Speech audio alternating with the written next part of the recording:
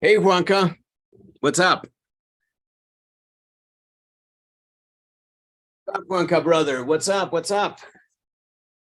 What's new? What's up, Juanca, brother? Juanca, brother, what's up? Hi, Talk to me. teacher. It's me. Hey, Nancy. Nancy. Hi, Nancy. I'm not Juanca. Well, Juanca is here too, but Juanca's mute. Mm, Start my video. There. Hello. yeah. Hi. Me here. Hi, Juanca. There is Juanca. I'm not crazy. I'm not crazy. Nancy's like, oh, Juanca. You look, Nancy. Like Juanca. Nancy, so you can upload it now. It's 5 minute long per video if you need to. Yeah, teacher. I just uploaded. I don't have problem anymore. Okay, I yes. just Sorry, I couldn't got answer 2 before, but you seconds. know, That's it. busy. I was helping Juanita with homework. Then I saw Uh, my first lesson, and you know, it's just yeah, a never-ending story yeah. for me. I know. Thank So you, how are teacher. you guys? Look, we have great videos. I love it, and I love the look at these what do you call those? I don't know what you call those. Really, I don't know. iRobot. The thumbnails, are they called thumbnails? I think the thumbnails, las miniaturas, right? The film from Will Smith. iRobot. iRobot. All right. You, So let's wait and see if we get more people to join us, just in case. But if not, let's give them 1 minute. If not, we can start. We can start with the people here, and then they'll join as they come. We have work by Alba, Juliet, Paola, Johan, Luis. Adri is back. Great. Eddie, Anna is back. Pau is back. Liz is back. Juanpa, Gus, Edith, Juanca, Aulani, Bernardo. I wonder if Paula Duque is gonna upload, because if Johan uploaded, I guess that Paula too, right? I would say. So far 16. Awesome. This is really something that sometimes at some point I have considered seriously. Okay, since we're talking about the future, it's a topic that is, you know, is germane. Germane means it's of use, of practical use. Is germane, if you didn't know that word, to the theme, the future. And it's also interesting to me because I have thought about it. Like, what am I gonna do? Not now, because I think that I am fully adapted. But I know many teachers that are completely in denial of technology. I mean, they say and I see so many things with technology, but it's just an adaptation of technology to their style. And I think that what we need to do is not even adapt, is be the technology. I mean, like I have said before, in my position, I feel like we become now more than ever centaurs. A centaur is a symbiosis of person or human and an animal in the centaur of the Greeks, the ancient Greeks. And in modern times, we have half human, half machine, or half artificial, half organic. So it's a symbiosis. It's one single thing operating. You don't adapt the technology, and you don't adapt to the technology. If you do that, I think that you're out now. This is your end game. The end is here for you to pick you up, and you're going nowhere. I have a question. What is the first really technology novelty that you remember in your life? Internet. No, you Internet. are not general. Because I mean, I was never amazed at video games. In fact, I don't know if it's because I was poor or what, but I was never like, I had other friends who didn't have the video game console, and they would gravitate around other kids that had it, but I was never really sold. I never cared. I maybe I played a couple of times Mario Bros. My Barton. my question is really for you notice that for example in my case I remember the Atari with the control like that. You remember? Yeah, the joystick. Okay. Exactly. The joystick. Exactly. The joystick with the okay. So and it's normal that you remember that after that you can say that the old size games is over or is try to get over in near place, in near time, right?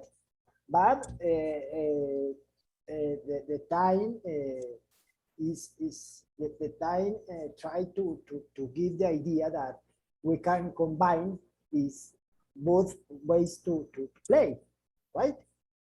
So my question or my analogies is because it's normal to say that in this case for AI you can try to think that the people have been replaced with the AI, right?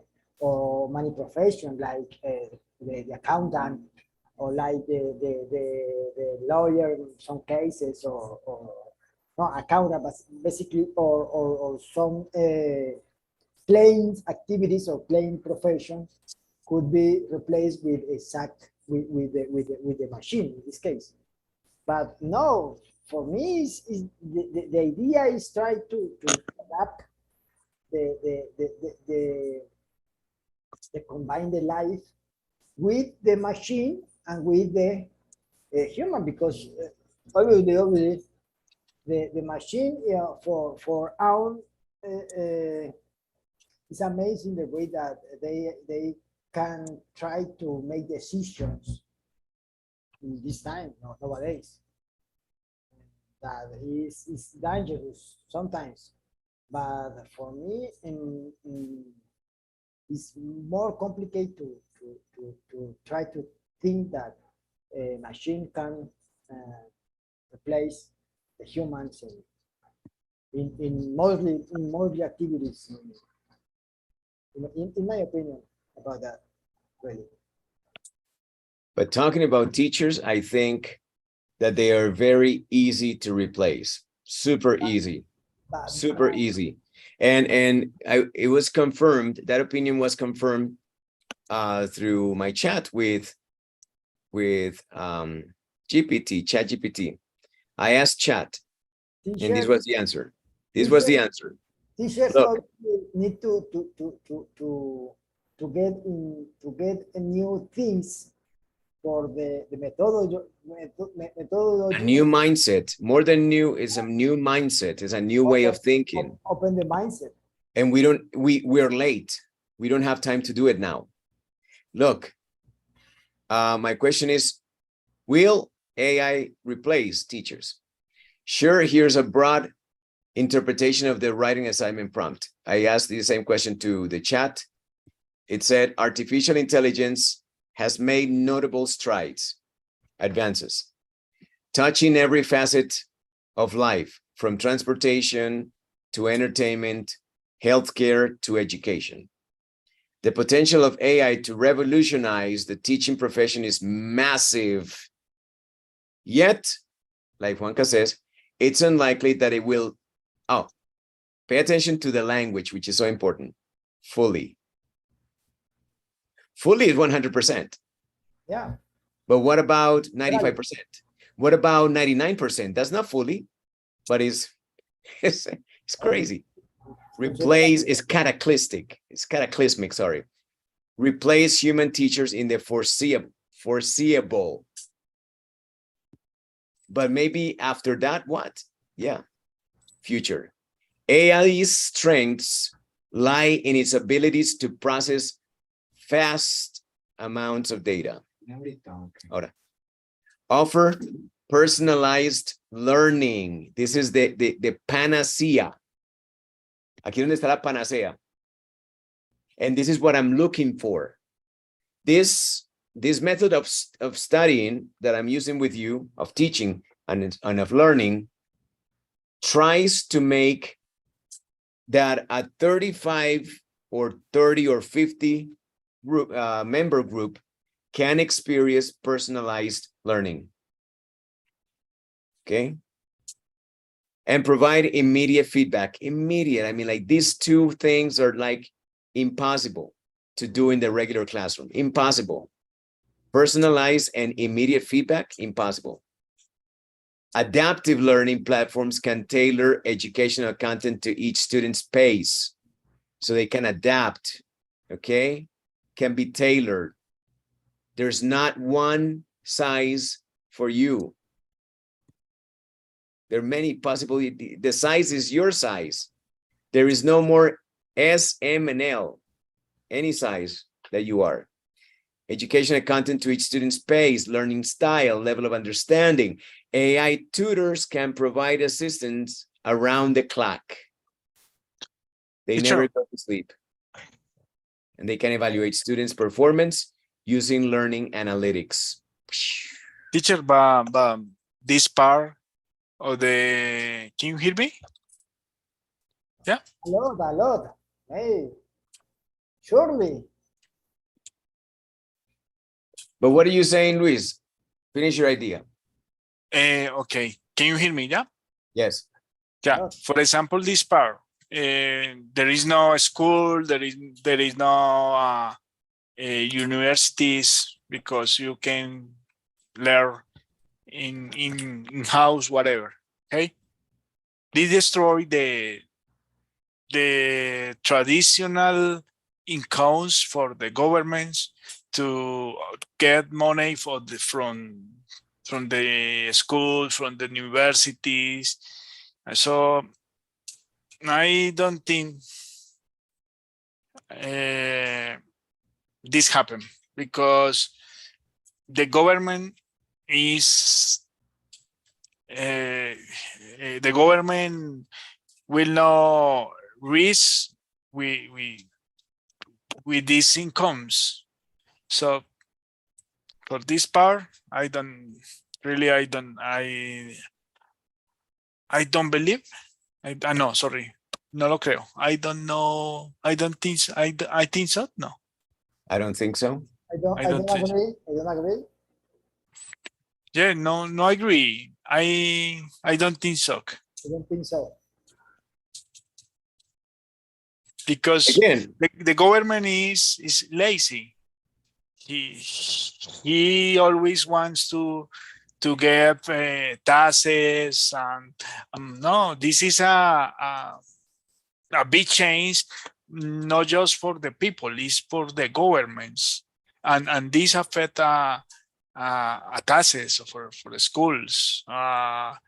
Maybe the benefits of this artificial intelligence is the United States that has the technologies to implement artificial intelligence, but the Colombian government, no, he don't benefit for this. He los taxes, it's complicated. A change. it is complicated, but it doesn't This matter part. what we think about it. It doesn't matter if we think or don't think. So it doesn't matter. You know why? Because we're entering the moment of singularity. I'm sorry. I don't know if you watched the video that I shared. Singularity is the moment when artificial intelligence goes beyond the capacity thought of the whole human race. At that moment, we lose the opportunity to clearly see the future. We lose it completely. We don't know what's going to happen. So when it says here something here, what we call this is this thing here is called a what's the word that I'm looking for? I don't know. I'm old. The word that I'm looking for is a caveat. There's a caveat. There's a condition. There's a caveat. And the caveat is, okay, I understand, I agree with Luis. In the foreseeable future. The foreseeable future right now can be, I don't know, 2 years. Maybe less. Because time is getting weird. And it's like, you know, bending backwards now. In the future, you could say, it's not going to happen in 100 years. I don't know if you understand what can happen in 6 months or tomorrow. But little by little, we're going to lose the power to understand the future. It's going to get weird, really, because things are accelerating. And don't think that people are going to be prevented from using these technologies. Okay? And yeah, I'm sure that what Luis says is correct. It's the right assessment. Maybe this is going to lead to a revolution, to a cataclysm, to a renaissance, renacimiento. But we're talking, doesn't matter what we think, doesn't matter anymore, only for the foreseeable future. But the foreseeable future is not guaranteed anymore. Yeah. Not guaranteed. There is a good phrase, Don't worry for the things that you can't control. Yeah. Don't worry for them. Because so don't worry, it'll happen, whether you like it or not. This is unstoppable. Maybe my advice is we need to adapt. Yeah. To be at the table to the change of the world, to the new technology, to have a open mind is the way to take this challenge. And it's not easy. It's not easy. I don't know, Luis, but I think that this was what happened before, many years ago, with ancient civilizations that disappeared. I think that there was a moment when they discovered something that was the end. And I feel like artificial intelligence could be the end of, at least for the foreseeable future, many things that we know.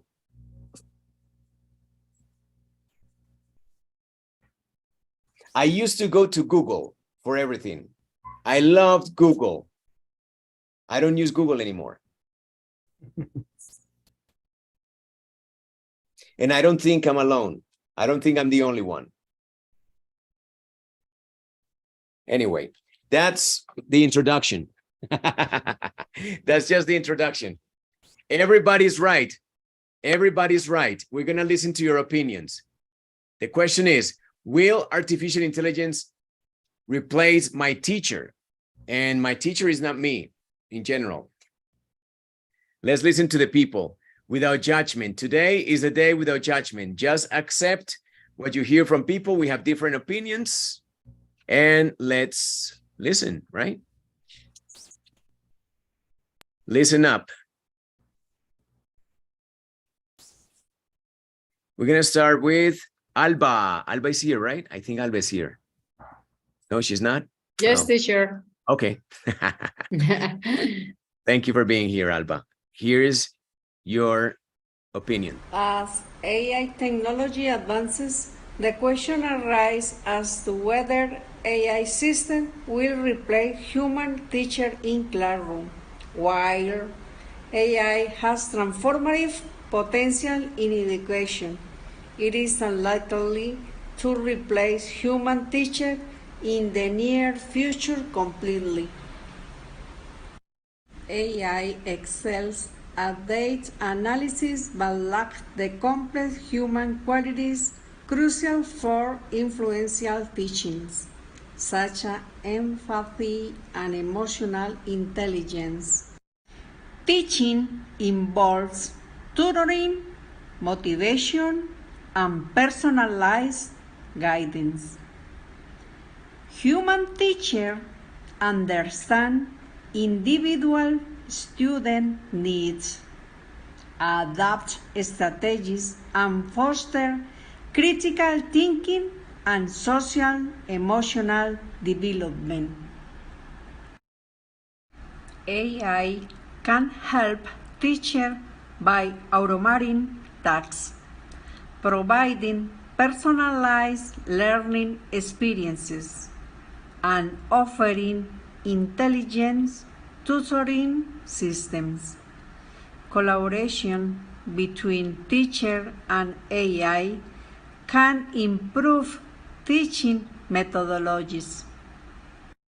In conclusion, while AI may revolutionize education, it is unlikely to replace human teachers in the near future.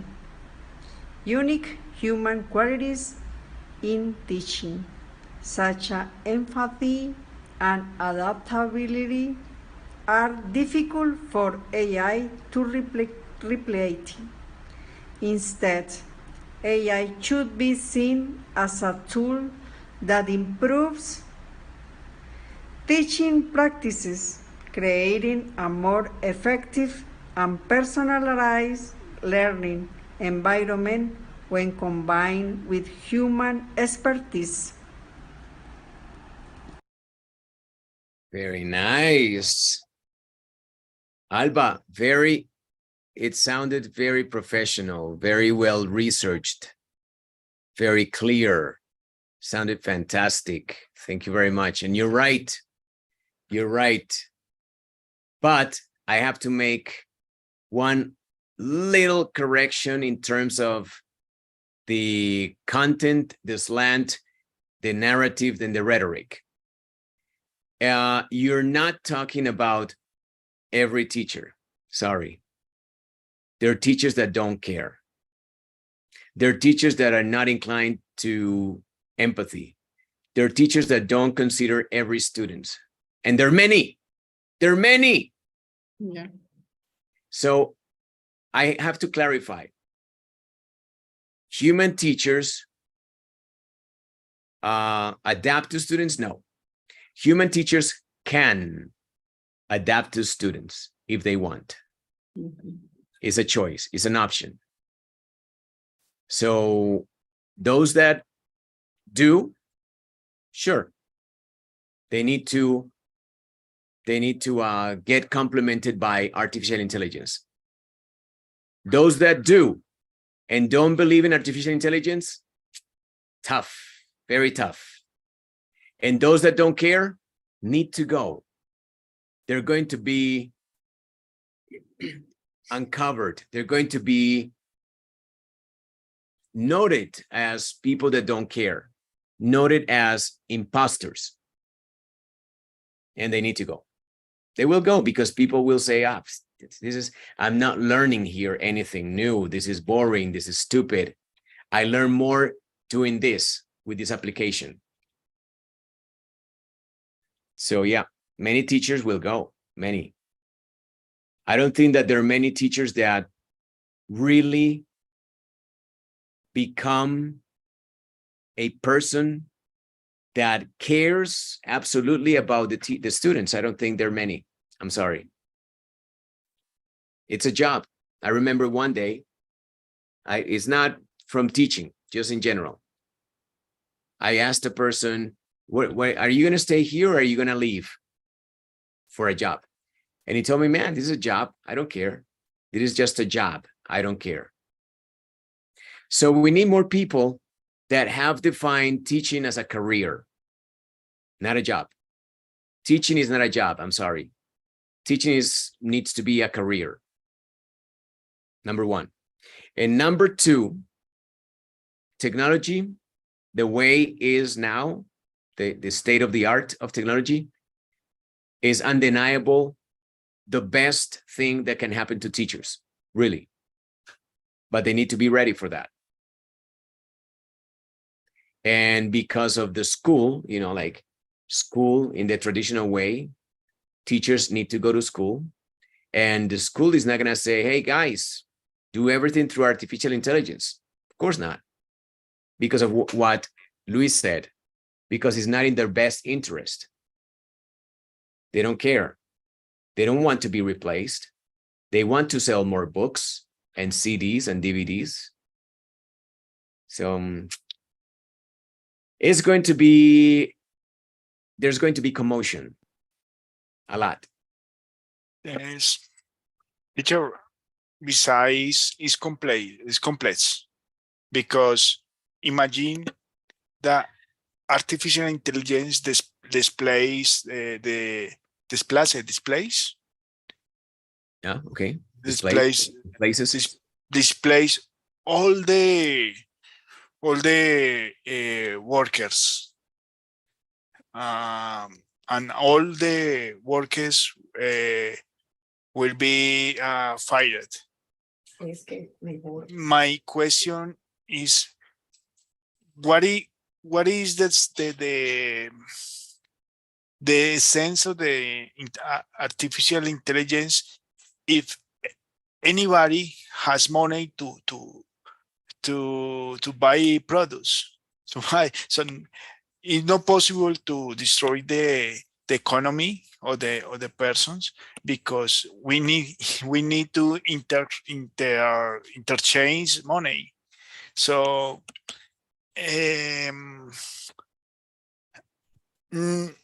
I can see it. I can't see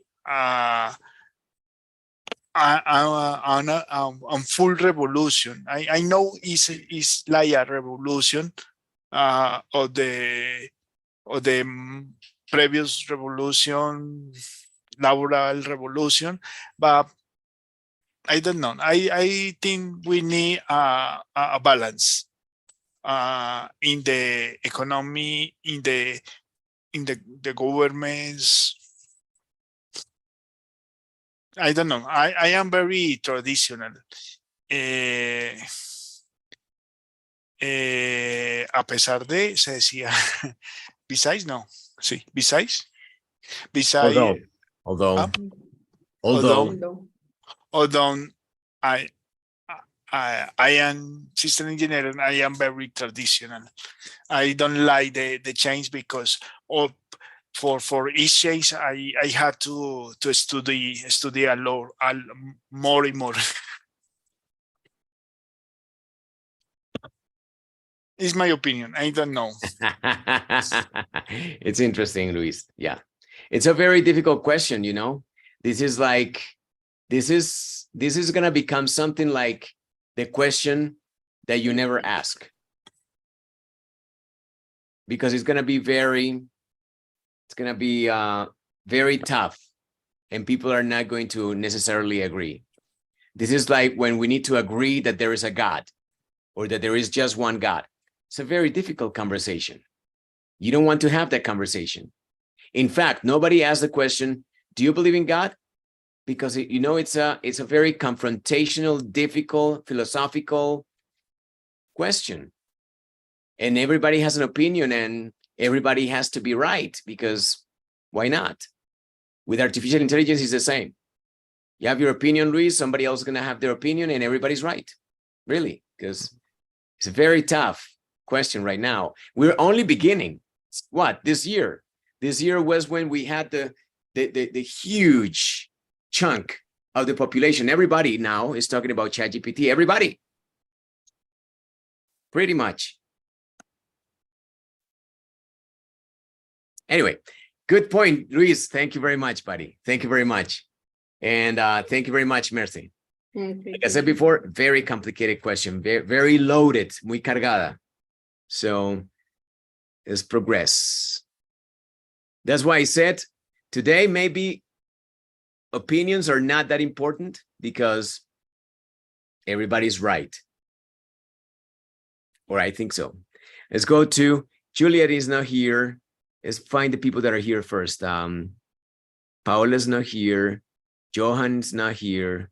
Adriana is not here. Luis, Hey, man, me. Luis, Why? Luis, What Luis, happened? Luis. Oh, okay. I just said you're right. And I immediately just said, cut his head off. Just kidding. I know. It's- I please, I'm didn't kidding. present. Take I a didn't joke. present. Acepta un chiste. Take a joke. All right, Luis, it's time. I must say that artificial intelligence is a topic that attracts me. And despite being in the technology field, I don't quite understand how it works. In the past, artificial intelligence involves humans creating models, but now it's the machine themselves creating these models. This is why this technology has taken a great leap forward and has completely innovated, now doing things it couldn't do before. Regarding the question of whether human teacher will be replaced by intelligent machines, I believe and hope no. Machines cannot and will not be able to in the future to do things like motivate another person to learn, feel the vocation to teach, emphasize, or know if someone is sharing or truly understanding a subject. We are humans, and among humans, we understand each other. We cannot expect a machine to feel or understand our emotions because even we humans struggle to understand our emotions. Okay, guys, that was my opinion related to the um, uh, intelligence artificial machine will be replaced the actual professions. Thank you. Bye. Luis, very astute and very well presented and very intelligent and lots of vocabulary, man. I really appreciate the research, the effort, the devotion to your ideas and your opinions. I like it very much. I like this very much, this video. One of my favorites, buddy. Thank you, teacher. It's a topic that in my community, in my company, we are talking. We are thinking in the artificial intelligence will be hired. Nos va a dejar desempleados, for example. So it's a topic that is interesting in the moment. So that's to do easy for me to share the words to transmit. I don't know. I love this topic. I don't know. It was more easy to do the vignette when it's related to maybe more personal topics. It's more complicated for me, really. I don't know why, but it's I can see that, teacher. Well, this sounded very convincing and very, very forward thinking in terms of who you are. Se sintió más que adelantaste muchísimo because you really were very intense in your position, and that's very important. And so if you reflect now on how you feel about this topic and how you feel about the other topics, then always remember what you do with this topic and try to immediately apply to other topics, because you can do it. Look, this is wonderful. So do more of this in other topics. It doesn't matter what topic it is. All you need to find is the motivation to be like this. So if we're talking about hormigas culonas, find the motivation to make it passionate. You know, find more information, do research. Obviously, the benefit here is that your company, everybody in your industry is discussing this. So this is all of this, the opinions and the information is in your mind already. But for other topics, you need to go out, maybe think for a little, drink a coffee and think about it, make some notes, and maybe that's what we don't do. We don't spend the time. But this was already up here for you because you're discussing it all the time. So yeah, that's the difference. Yes, teacher, thank you. Regardless, Thank you. The idea is good job, man. ideas to- Good job, man. I have a question for Luis, for Lucho. of Luis, course. you feel comfortable with this topic, the artificial intelligence, or have you been practicing your speaking, my friend? Sorry, I don't understand the question. The contest. I refer that your speaking is better than before, my friend. You are speaking fluently in the when you were speaking with the teacher about the questions before, you're speaking fluently. Now, when you were in the vignette, you speak a little bit slowly, but in the real time, you speak fluently. I noticed your progress, my friend. A lot of progress in you. Congratulations, Lucho. Thank you, Edward. Thank you so much. It's great to listen that. That is because I am very happy because I go back to the growth, really. Good job, man. For that is my question, Lucho. Have you been practicing your speaking in your free time in your office? I don't know. Just in the meetings of the world, because I interact with American people, so maybe Yes. that's. But really, I can't practice a lot. So even I can attend the class the last 2 weeks, but just that I was practicing with some people in English. I noticed thanks. your effort. You are improved a lot. Your speaking, Lucho. That's thanks. That this growth. surprised me. That's thanks to this growth. All the people that this grow because listen and to listen and to see the progress of all the people help me to improve. And of course, is to thanks to the teacher that has this great project and this great benefit for all. Yes. I still remember one day that you wanna give up this process, but now I notice a huge improve in your speaking. Congratulations, Lucho. Go ahead, buddy. Thank you, Edward. All right. I want to be I want to be like you. You are expert for me. that's Thank my you. goal. Amazing. Let's continue. Thank you, Ari. Who else is here? You tell me. You tell me if you're here or if you're not. We got Adri? No, got Eddie. Yes, do Eddie.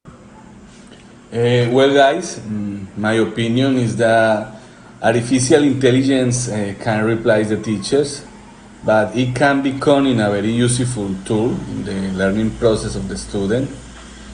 I would say that while artificial intelligence may not be able to provide the same level of motivation, empathy, and emotional support that the teachers can offer.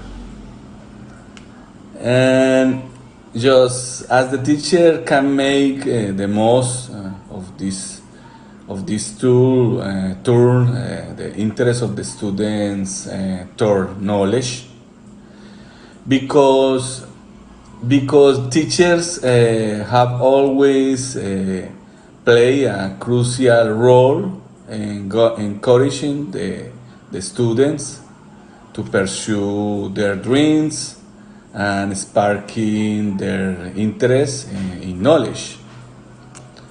For example, I don't see how the artificial intelligence can rescue the interest of the unmotivated student. And on the other hand, what artificial intelligence can do is help the teachers to find the effective strategies to guide the students to reach their goals. Guys, in short, artificial intelligence will not replace the teachers because, as I mentioned before, there is still not such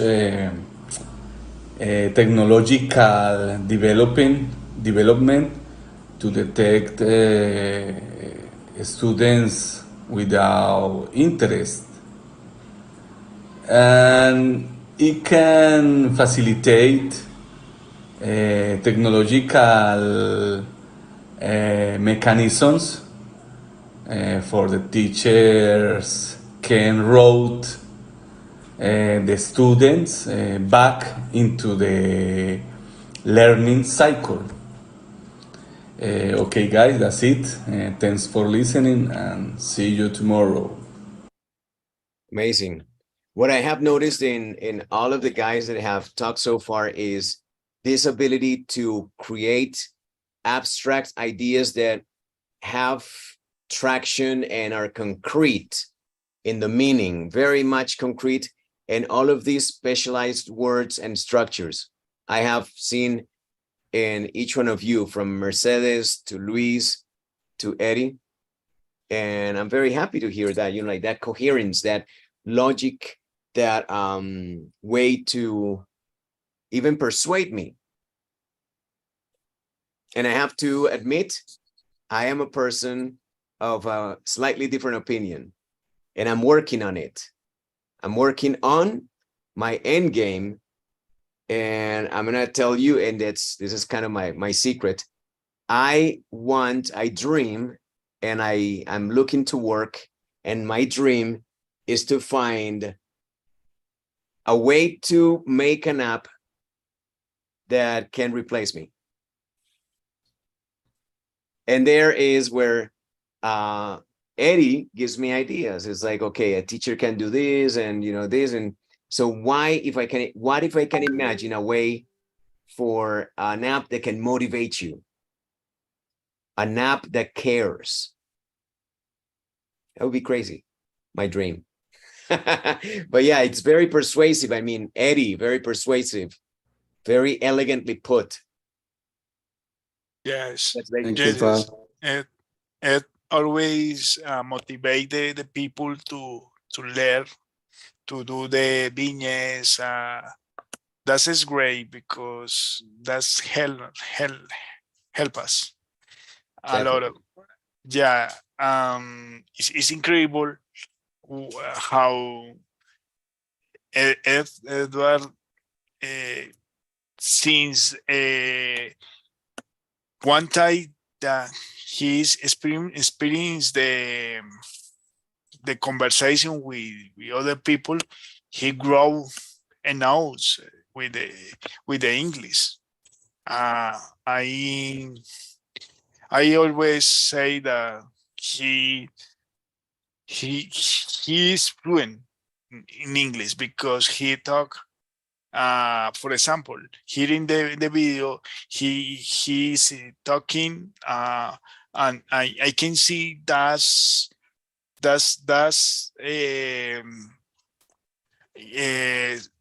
sale, sorry, teacher. Comes out. Comes out. Because Yeah, that's ideas. even Come out. Yeah, yes. Where in the are in the in her mind, and he just talk, don't thinking. I wonder It's fluent. if artificial intelligence will substitute Eddie. No, never. Never. because Eddie, Me very too. elegant. I A think that robot- this that you see in Eddie, irreplaceable, is the result of commitment, continued effort and commitment. And look at the result. You look That's the great, idea. man. Congratulations. a That's the robot- idea. You're right. a robot is impossible to give us encourage every day like Edward. Hopefully, right? Give us a belt. We hope we hope A hope belt that with is the way. us.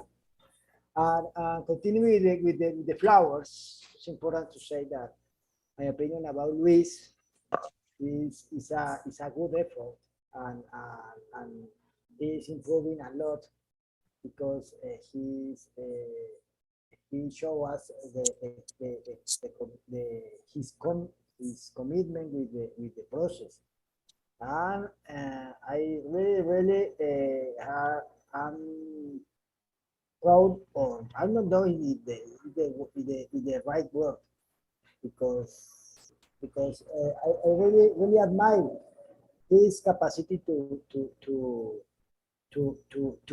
think in English and to make his best effort to try to communicate in English right now.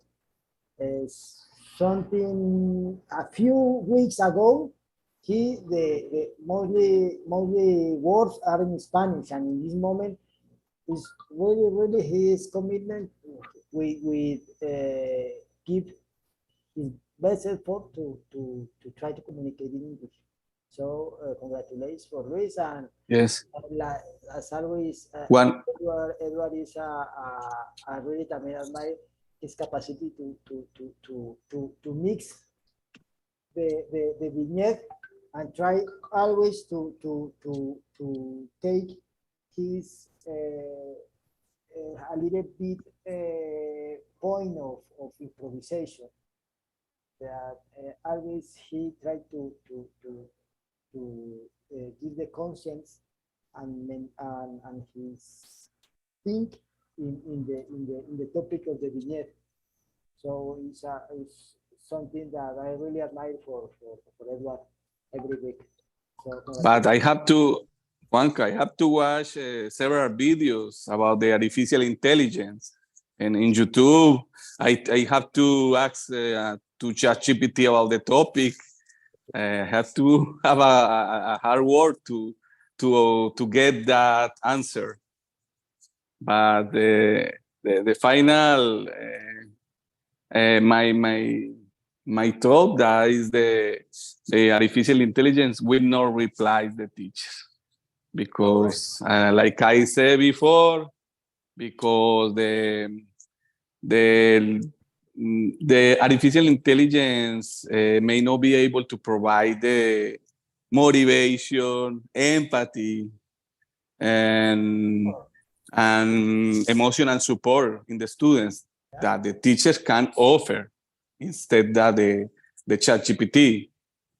But the combination between the ChatGPT, the chatbots, and the artificial intelligence with the human resources or the teachers, maybe can be a powerful tool.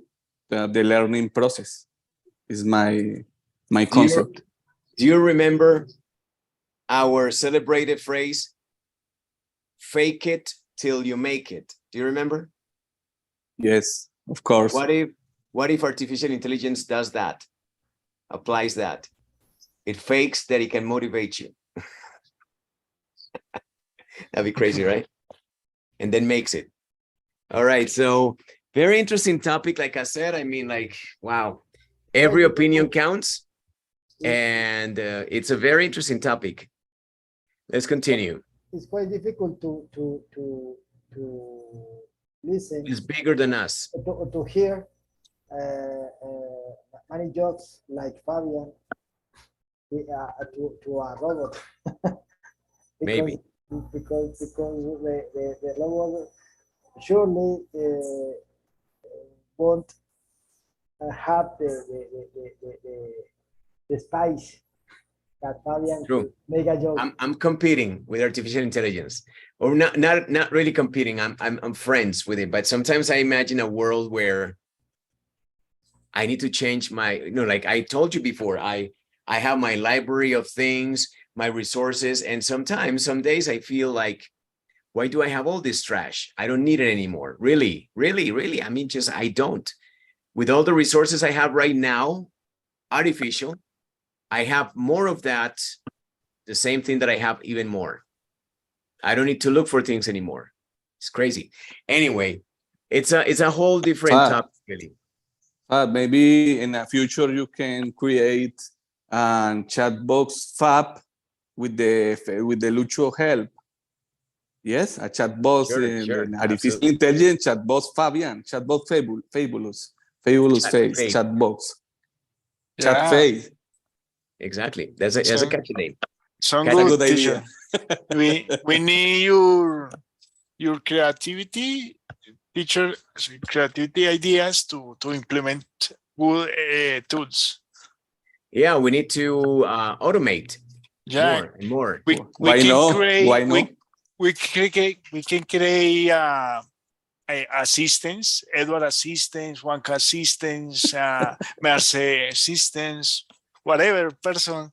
Everybody. I mean, like we could, and that's my dream. My dream is to be able to use the technology in the best way possible. And yeah, I'm working on it.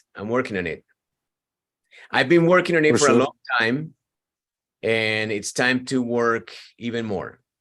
This is the moment of opportunity. This is probably the best and the worst of times at the same time. The best and the worst. And I think that the dreamers, the people that dream and imagine different things, are going to have a great opportunity, a green valley of opportunities to grow their ideas. The dreamers are going to have an opportunity this time in the world. We need to dream together. Next up, Ana Maria Vega is back. I'm here. And she is fully reloaded. Llegó recargada. See, so please be afraid. Artificial intelligence, Vega style. Hi guys. Well, it is true that AI has made significant technological advancements since the end of the last year and has proven to be an excellent tool. However, as these developments continue, I believe that there will be ongoing some changes in how we communicate, interact, and relate with to others. Regarding the possibility of AI replacing teachers, I don't think it is feasible. Human interaction is a natural and beautiful phenomenon. And when we learn a subject or, for example, language or any other topic from someone with experience, love, and like a genuine passion for sharing their knowledge, it can never be replicated by learning or reading from something artificial. AI, being artificial, lacks the ability to transmit the same emotional engagement and enthusiasm for learning. On the other hand, I do think it pushes some, but not all, teachers to adapt and, if necessary, change their teaching methods in order to avoid being replaced. In other words, AI should be used as a tool rather than a substitute. It's also important to note here that this kind of transformation doesn't solely depend on teachers. It also relies on students, how they, or we use AI, and much like the internet in the past and present, the information we choose to consume. And that's it.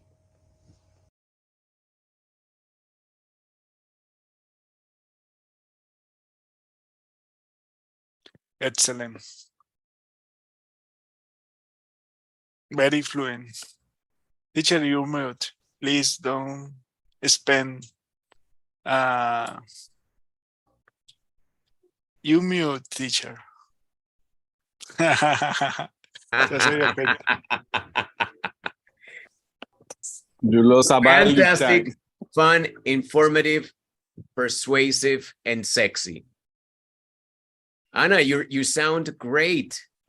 The quality of your voice, you're playing with your voice more now. I think that you're giving yourself license to bring your voice to the front and to the back. I love it. There's a little bit more of throat here involved, that kind of thing. I love it.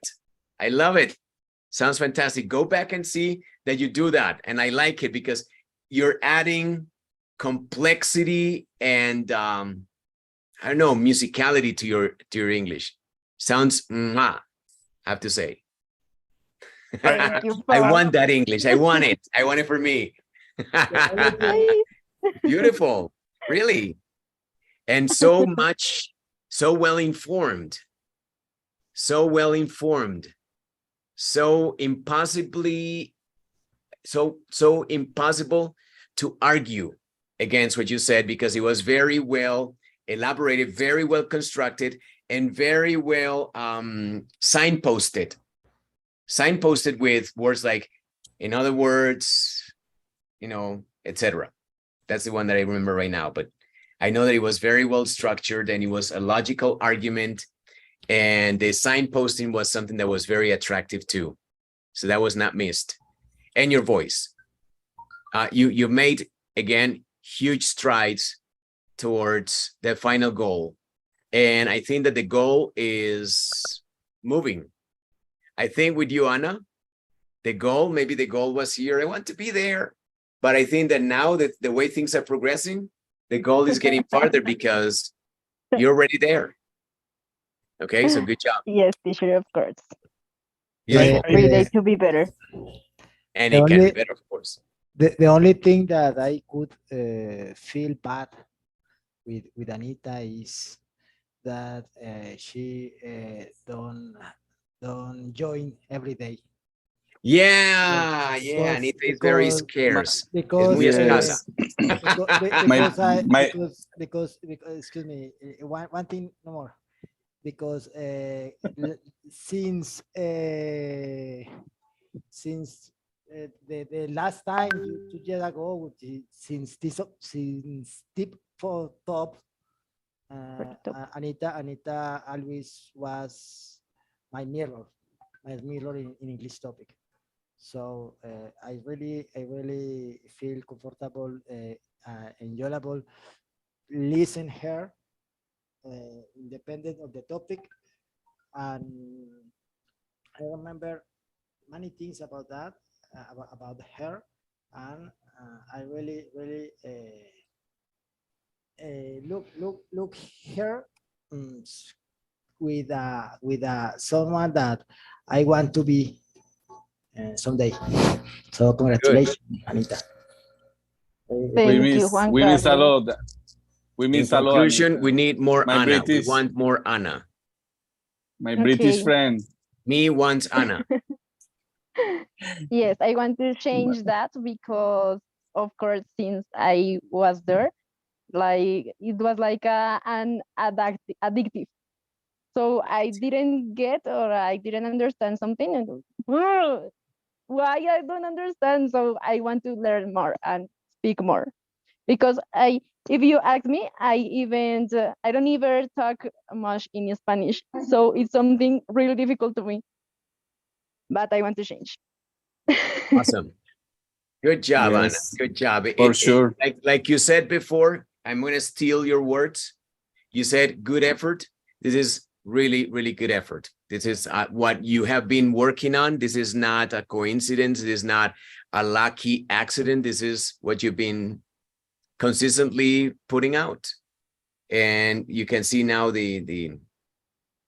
you can enjoy what you have become. I mean, That's your own Anita came. You are your own reward. Anita What were you saying, Eddie? came Sorry. from. Anita came from London motivated. Yeah. She Yes, I arrived want more. where you British What's more? English. More is better in the world of Anita. Yes. All right. No, seriously, Anita, we miss a lot We miss you. in Yes. this month. We Yes. miss you so much.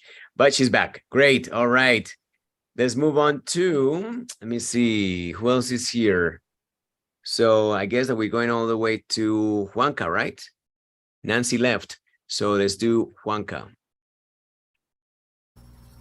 Hi everyone, today I want to talk about something that has been on my mind lately. Can AA replace Fabian like my English tutor? For the past 3 years, I've been learning English on my own, but my tutor has a special advantage. They live in the US for 10 years. In this presentation, we are going to explore whether AI has the potential to replace my tutor. How it could happen and when, but hey, let's not forget the importance of real-life experiences, stories, and personal connections that FAT brings to our English sessions. AI just can't replicate that. So get ready for a fun.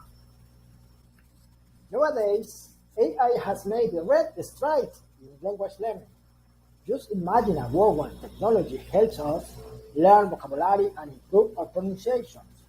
It's incredible how AI can assist us in honing our language skills. But here is the thing, AI has a limits when it comes to personalized tutoring. While it can provide valuable information, it can replace the real experiences and first-hand story that my tutor shares with me. I mean, what could compare to actually living in the US for 10 years? AI just can't convey the American culture, give advice based on personal experiences, and share those authentic details that only a human can provide. Despite these limitations, let's not stop dreaming of a personalized AI that fits into our lives seamlessly. Imagine an AA that knows our background, preferences, and personal interests. An AA that suggests grammar exercise based on our favorite pop songs. Learning English could become a blast. We'd be on the path of a truly enriching and personalized English learning experience. In a nutshell, AI plays an important role in English learning, but it can't completely replace a human tutor and Fabian in special case. We need to appreciate and value the knowledge and experiences our tutors bring to the table. However, we can also harness the power of AI to make our learning more efficient and personalized. Remember, learning English is an exciting and ongoing journey. Let's keep exploring and making the most of AA and human tutoring. Thank you.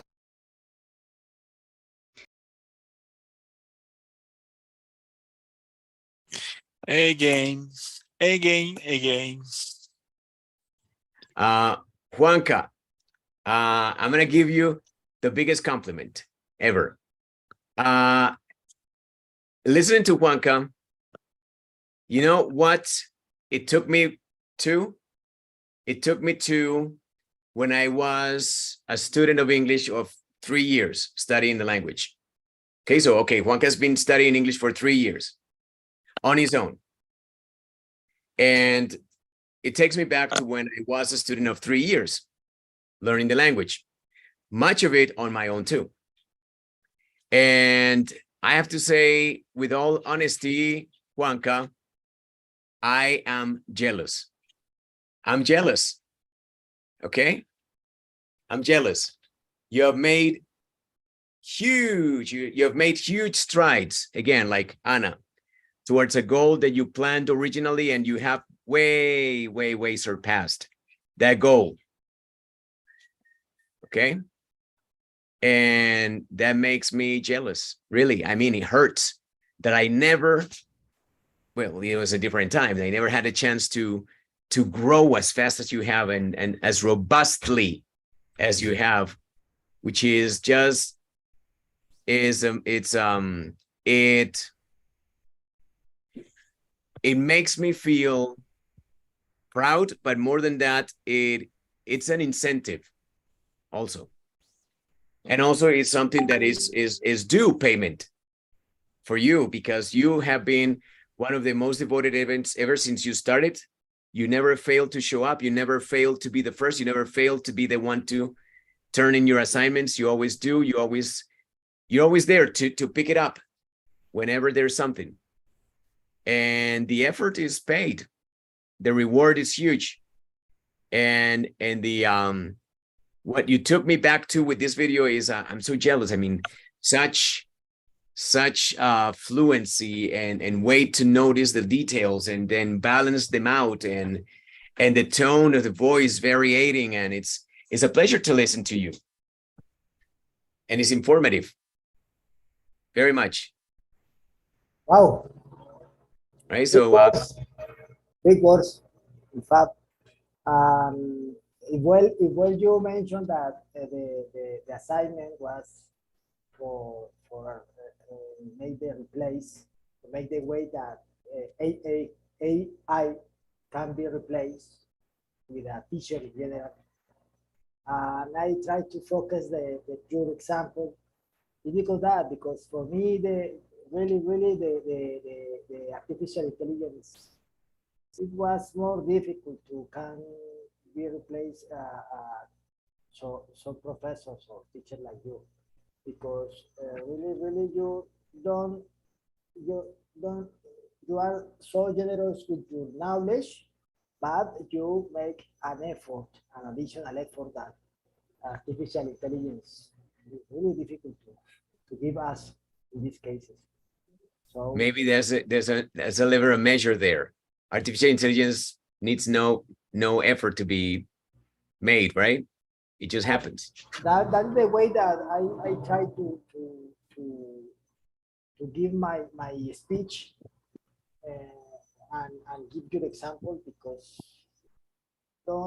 I really don't find the way that make another similar or comparative with another take for talking about this topic. Juanca, let me give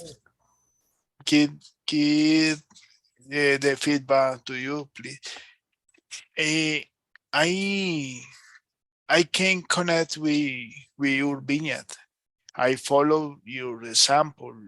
When you mentioned that 3 years ago, you was studying alone, and now you give several facts, and I can follow your argument.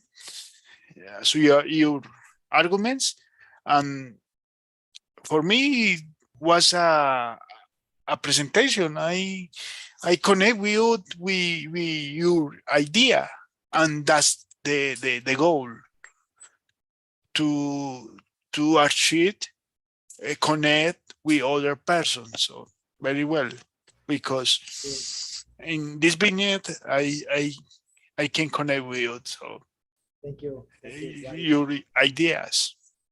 Thank you, buddy. And you are speaking a little more slow, so I can understand. That's Okay, great for me. I follow the advices from you and from Edward, because the idea is not understand me.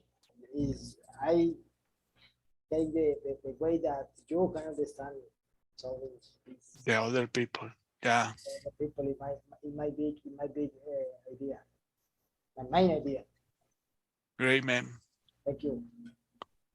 Another interesting thing about this vignette is that everybody's talking about the same. Yeah. We had never done this because It's true. everybody's experiences is different, expectations and experiences.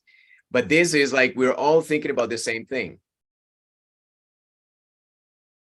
And yet, even though everybody's talking about different, the same thing, it all sounds different, and it's got the impregnation of your own personal style, experience, and expectations. So cool. Well, we are on the same page, but I agree with Juanca. ChatGPT is not as generous as Fabian. I agree with Juanca in that aspect. So I won't be replaced. So thank God. Thank God I won't be replaced. Not yet. Not yet. For me, Oh, For sure. man. I knew this was going to be a very interesting topic, both to you and to me, because we've been working on this together. And obviously, we have established this simpatico. It's not just a connection for us. This is a simpatico, which is a deeper connection. And to imagine that this could be different, that this could be, there could be a surrogate teacher that could do this, and is a robot. It's crazy. Who knows? Not yet. Not yet, though. Not yet. OpenAI won't be as Bingo Zero. Never. Right. I need to keep working so AI cannot catch up to me. That's the idea. All right. So next in line, we have Bernardo Llerena.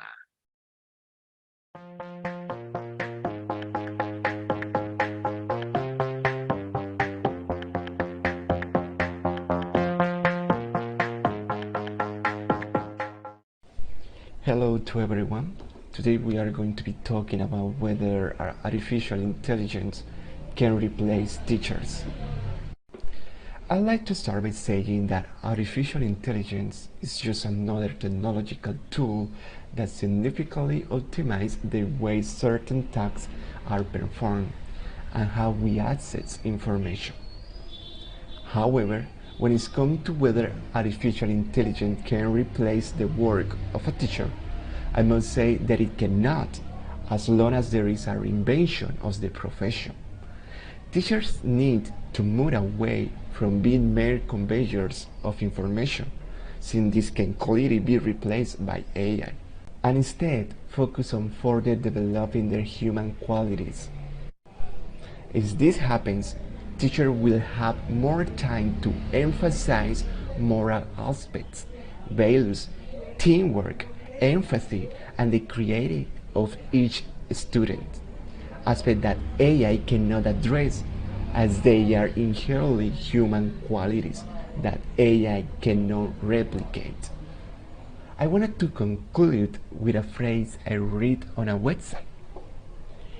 AI will never be able to look into a student's eye and truly understand what they really need. Okay, that's it. I'll see you next time. Bye. I love the design. And obviously Bernardo is always experimenting with new things. But Bernardo, we always miss your face, man, because you're not just the voice.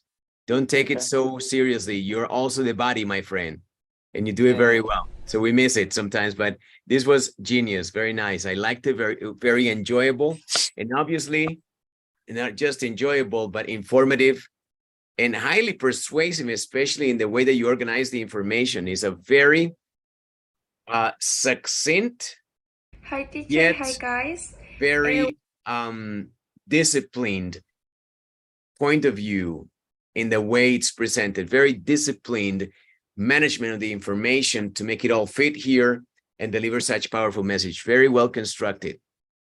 Thank you, Pronunciation, teacher. everything impeccable. Teacher, Bernardo use a question. Bernardo is the machine in the layer. Is not Bernardo, this is AI. Bernardo, Yes, it now sounds we like a don't machine. believe. Is that you or is that AI? I'm not sure. I'm not Chat sure. GPT Nardo. It could be. It could be. Bernardo, very good, man. Like Thank you. always, you always manage to surprise and to surpass expectations. You're good, man. You're very good. Thank you. But I have to Imagine. admit- Chat GPT Nardo. Yeah, I have to Imagine- admit that it was a hard topic because the fear that's come our minds is that the teacher can replace with the artificial intelligence. It's obvious. But when I start thinking about what the artificial intelligence can do, I found out that is the teacher move away from being mere conveyors of information, and instead focus on the future developing the human qualities. Yeah. Maybe the teacher need to focus more in the, like I say in the vignettes, they need to focus more on the aspects like the values, the moral aspects, the teamwork, yeah, but because that is important, and AI can test this kind of thing. For me, I consider that.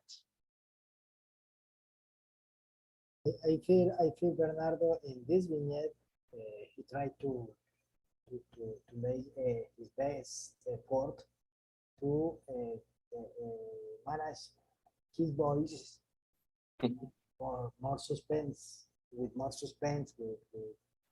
more expectation. It's a hypnotical voice, and also as always, he really has a good style to make his presentation. Really, Thank really, you. it's a good presentation, and it was really enjoyable. As everyone mentioned, you are so creative with your own style in this case. Thank you. In this Bernardo takes me to. Oh, sorry, Bernardo, go ahead. Sorry. Okay, yeah. I want to say that in this last vignette, I am trying to practice my vignette in different tones, and then I chose what is the tone that I want to put in my vignette. I am using the website that the teacher fan recommends you, that called 11 Labs. It's very useful because she gives you different tones, and I experiment with different tones. But I try always to put my personal tone, but taking reference of these tones. Good. Good. That's good. But I don't have the 11 voice, the app. My app deadline. I need to pay for that app, the 11. Why? You need to pay? I need to pay. You never used it free? My free finished. Oh, In you this finished your moment, break? I was with And you only have one nature email? raiders. You only have one email? Yes, yes, one Open email. another email. Open 2 more emails. Then you get 10,000 more. That's what I'm paisa. If you have a question about money, ask a paisa. Oh, you have money? No problem. Open 2, 3, 4, 5 emails. It's easy. Just one couple of clicks and that's it. You know, open like Eddie Arias 19, so Eddie Arias, Eddie Arias, that's it. And use it. I have three. I have 3 emails running on it. Thanks for your advice, Pa. It's very easy. Don't worry. And I like that Bernardo brings that up because, yeah, I mean, we have to use the tools. Let me tell you that I always try to recommend the best to you. And it's always an honor to see that people say, oh, I've been using that and it's great. Yeah, okay, amazing. That's what we need to do. Just, you know, like keep pushing for more individualization in the learning process and better tools. Bernardo takes me to this. Because Bernardo says, if teachers don't want to be replaced, they need to evolve. The word education has its origins, as is ChatGPT, has its origins in Latin. It is derived from the Latin word educatio, which initially referred to the rearing of children or bringing up young animals. Educatio itself is formed from the root educare. And this is something that I know, so I just wanted to share this with you. Educare, which means to bring up, to raise, or to train. And I would say not and, I would say but, surprisingly, is also related to educere, which means to lead out or to draw out.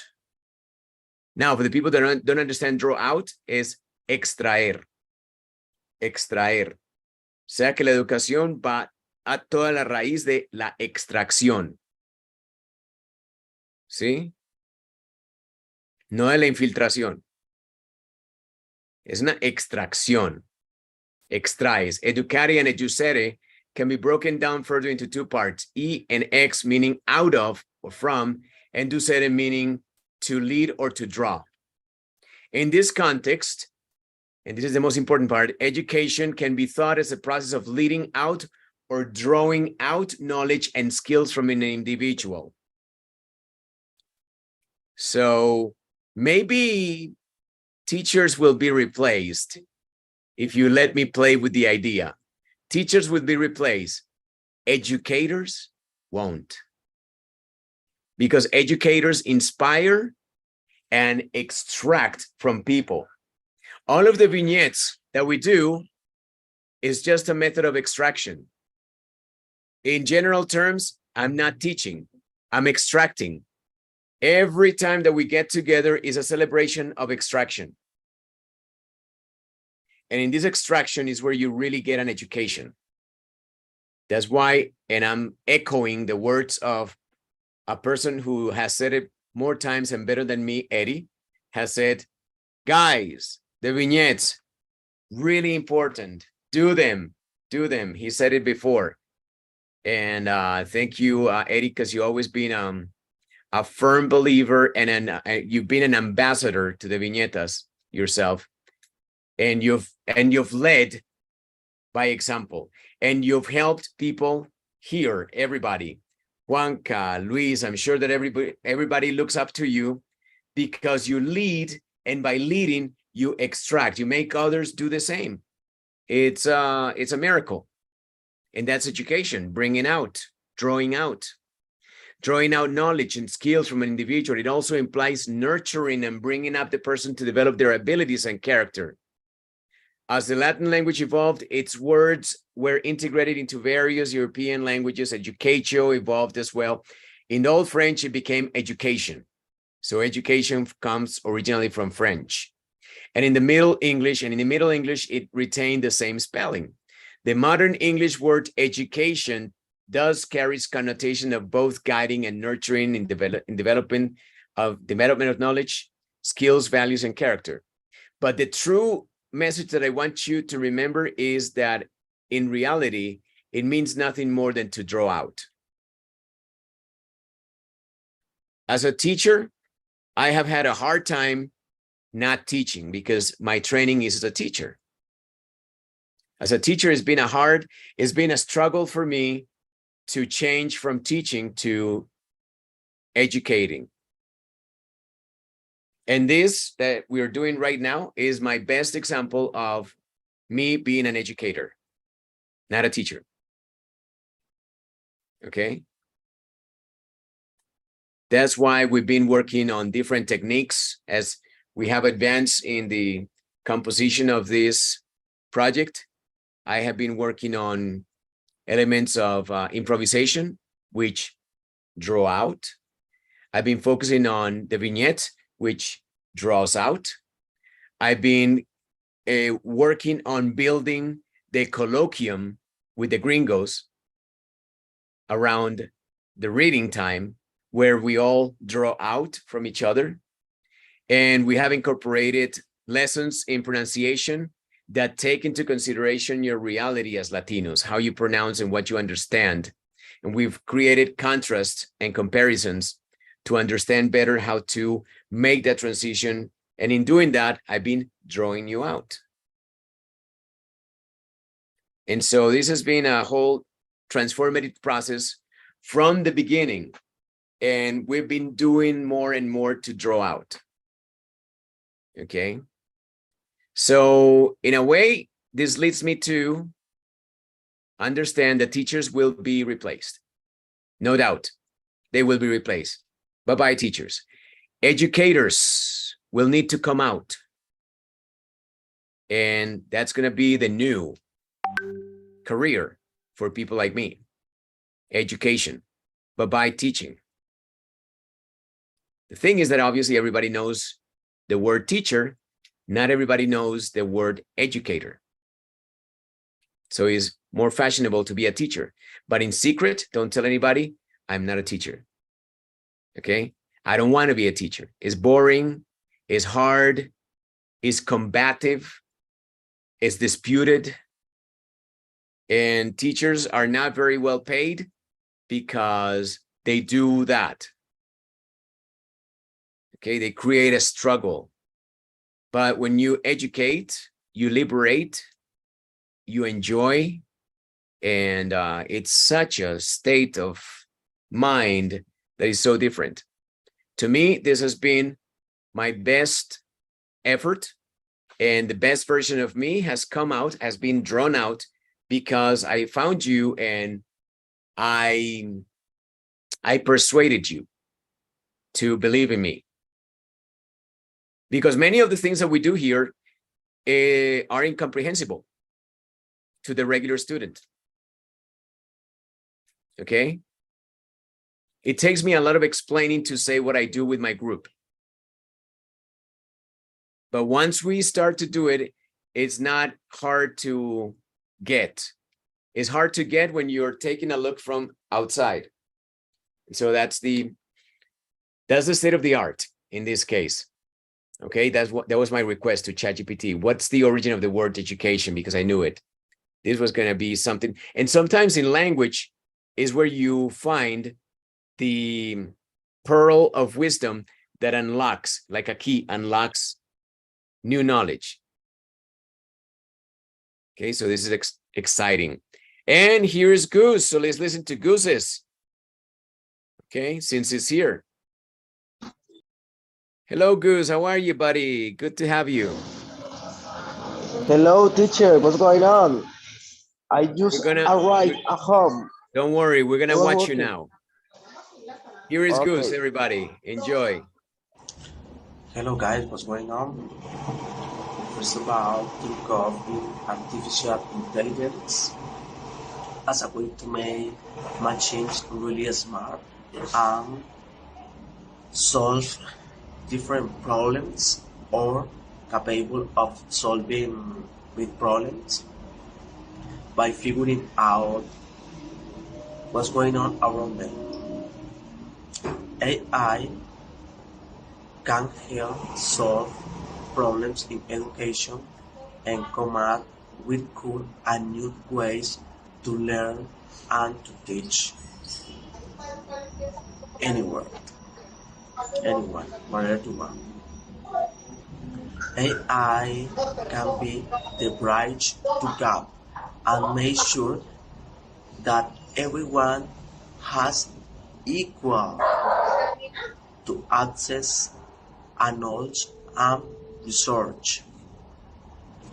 The concept AI for all is about making sure that everyone can be part of ongoing this revolution and enjoy its benefits, particularly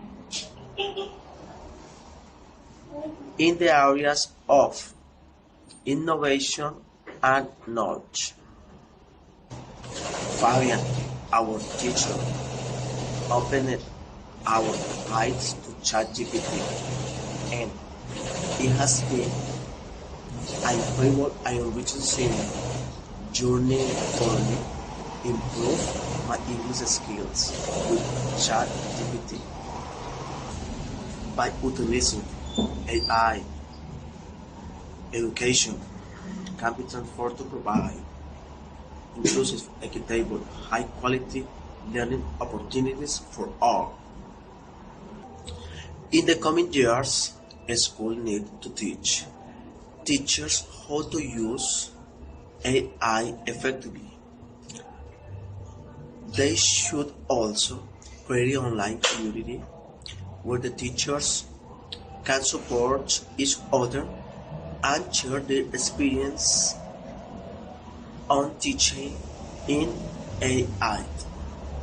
No more time, no more place.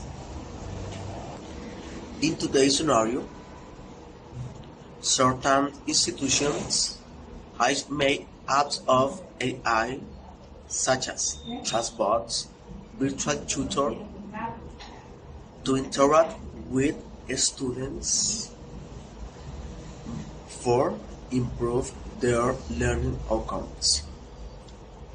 These AI tools can monitor, evaluate programs, assignments, and provide instant support whenever required. To wrap it up, the topic, the importance of AI in education system globally must be prepared to take full advantage of AI's potential to offer education that is fair, accessible, and absolutely amazing. No more teacher, thanks guys for my opinion.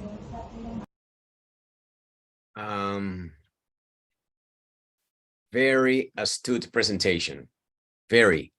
And it's at the right time because we're just talking about education, right? And here comes Gustavo to fully broach the topic head on, like he knew, education. Very important. And I love the fact that he took a more exciting outlook on it, a more excited outlook. He says, it's the moment where where education is going to be democratized, and it's going to be amazing. Everybody is going to have access to it because we can bend it to become accessible anywhere, anytime, by anyone. Okay? And this is important too, because, not everybody can pay a tutor. Private tutors are super expensive, astronomically expensive sometimes. Okay? And then if you can have a chatbot that can guide you, maybe it's not going to be the replacement of a real tutor, human tutor that cares, an educator. Then yeah, the world is a better place. I mean, you got access to better tools and very exciting tools. And Gus, your English, magnificent. And this is the testament of what you're saying, my friend. It's not just that you're saying, oh, this has improved my notes. It's evident It sounds amazing. And the way that you organize your ideas and the way that you communicate them, that we know that you are really meaning them. Okay. That's it. Somebody said something? No, teacher. I wanna thanks because how to say the something paragraph. You open our eyes with ChatGPT because it's been an important tool for improve our English.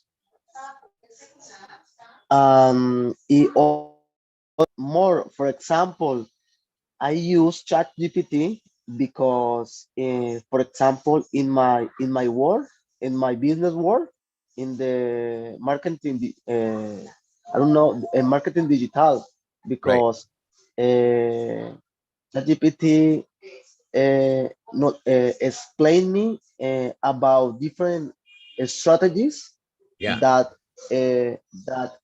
I should implement with my business, with my clothing store, okay, and different other things.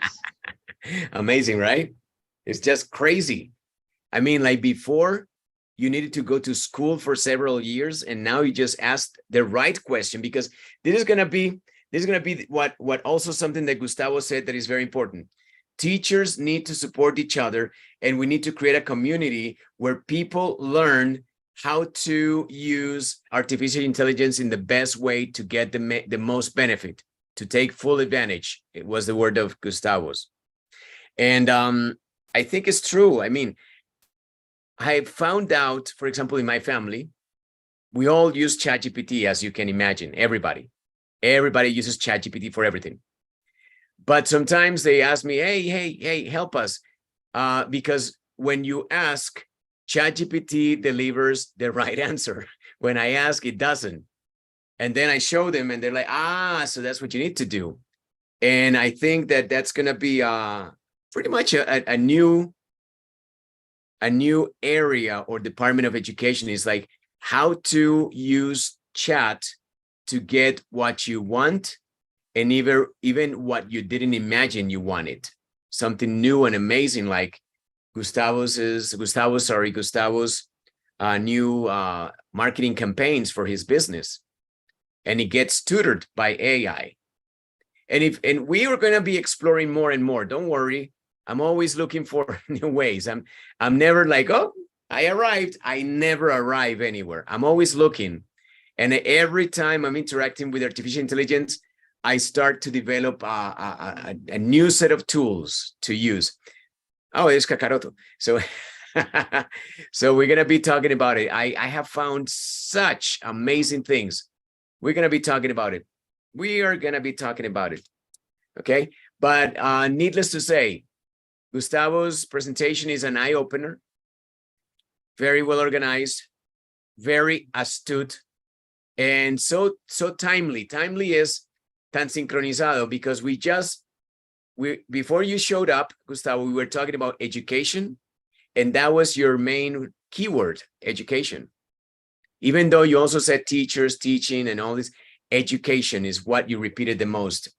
It's not a coincidence. It's a very astute presentation. Congratulations. Thanks, teacher. Thanks. Yeah, great job. Great job, really. Up to now, guys, this has been surprisingly rewarding.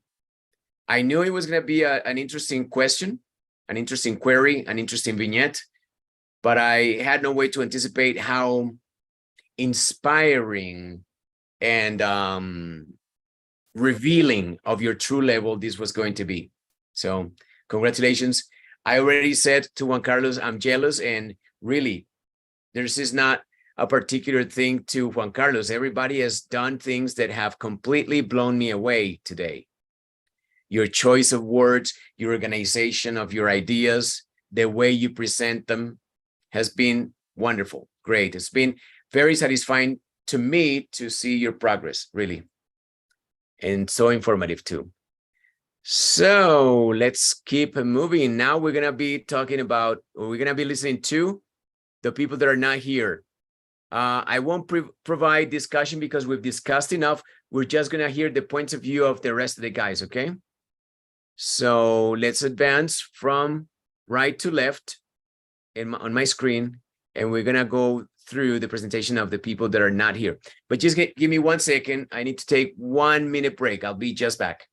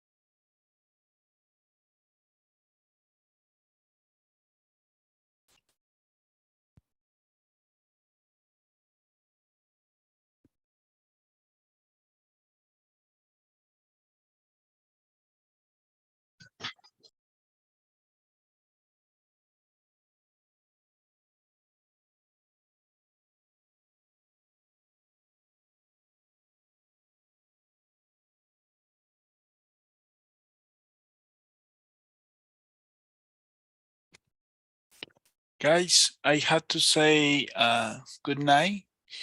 I am very tired, so please say to the teacher goodbye.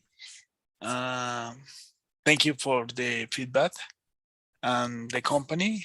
Bye-bye, guys. Bye, Lucho. Have a good night, my friend. Thank you, Ed. See you See you. Bye-bye. on Monday. Monday. Why Monday? No, Friday. Next Friday. And tomorrow. tomorrow. Huh? See you tomorrow. Yeah?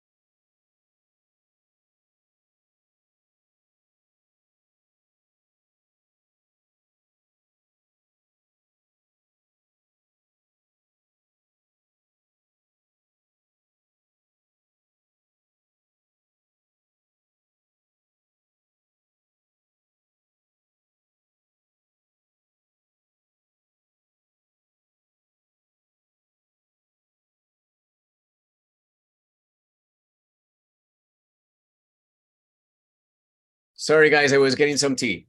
Sorry. And thank you for your patience. So we're going to go now. We're gonna watch Juliet's. And now let's get excited. I'm not gonna go into further discussion because I think that we've touched on the main aspects. Unless I find something that I say, what? And we need to discuss it. Or if you feel like it, I'll just let you initiate the your own voice your own opinion. However, let's start and decide as we go. Juliet. Hello everybody, welcome to Vignette for today. So the artificial intelligence can assist the teacher in many tasks, but it cannot completely replace the teacher. The role of the teacher remains central to the teaching and learning process. The computer can replace certain aspects of their teacher, but it cannot replace the head-to-head relationship between teacher and student. Human beings can set examples that the computer cannot. With computers, we can teach professions and students can be absorb a lot of information, solve problems, and learn technical. But they will not learn to relate properly to others. Without being in a society, in a classroom, without being connected to their teacher, friends, especially their own friends.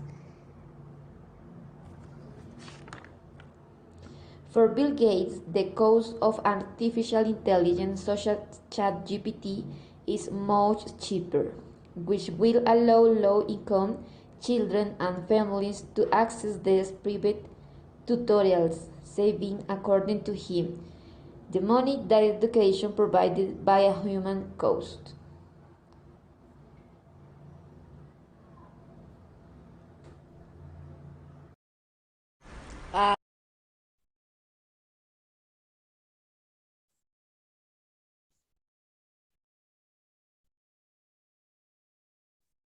Hello everybody, welcome to Vignette.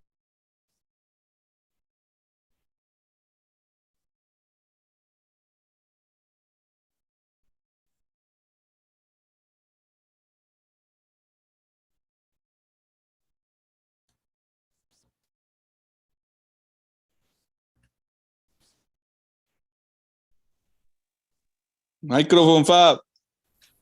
Teacher, are you kidding us? Are you kidding us? I know. I'm repeating the pattern. I think artificial intelligence can replace me after all. Sometimes, surely.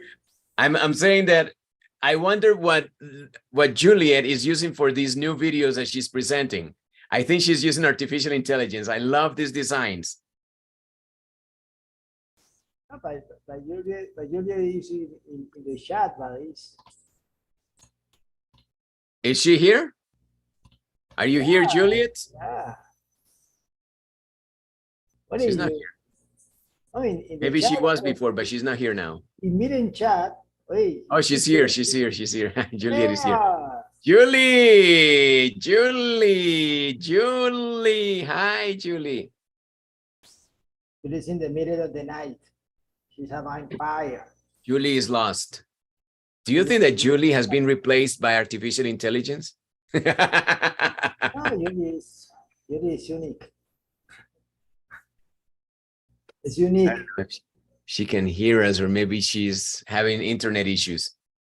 But like I said, my most the one phrase that caught my attention in her presentation was artificial intelligence cannot replace that heart-to-heart connection between student and teacher. However, that connection doesn't have to happen every time. Yeah. Teachers and students need to work, like in every relationship. It's not like because you're the teacher and because I'm the student, it's going to happen. I think that there needs to be this connection that I call simpatico. And it's not free and it's not without work. Yeah, there has to be sacrifice. There has to be sweat, long hours. dedication, care above all, and also generosity. My two main attributes when I am shopping for teachers. When I need teachers, there are two things that I need to understand in their character, and if they miss one of them, they're not candidates to be with me. My teachers need to be caring, and my teachers need to be generous. With those two, I don't care about the rest. I have to say something to Juan Carlos. Yeah. Juan Carlos, be careful with your pronunciation, my friend, because Julie is unique or unique. Good job. Good job. Good job. She is only one. Yeah, because unique is a dangerous proposition. Very dangerous. Yes. Okay. You know what unique is, right, Juanca? Oh, Unique. my idea doesn't no, aren't. My idea is not harassment. Logically. Julie now knows me. I think so.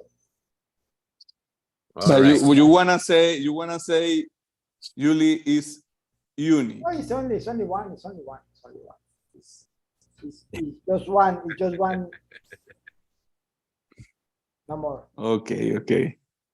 They don't blame me. No problem. I know what you mean. I know what you mean, my friend. Okay. All right. Do you remember any Juan Carlos, you're getting too far away from your microphone.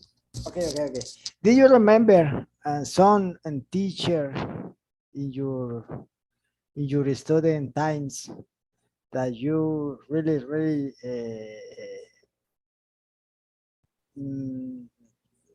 no, it's not don't like, right?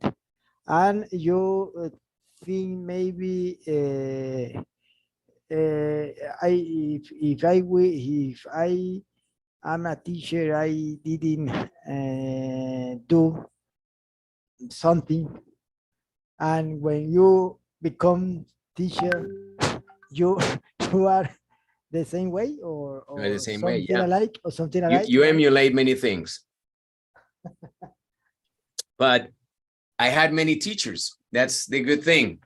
I had many teachers, and I had ample exposure to observe them, and I only started to collect the things that I liked on purpose. It's like, oh, I like that. I'm going to start doing that.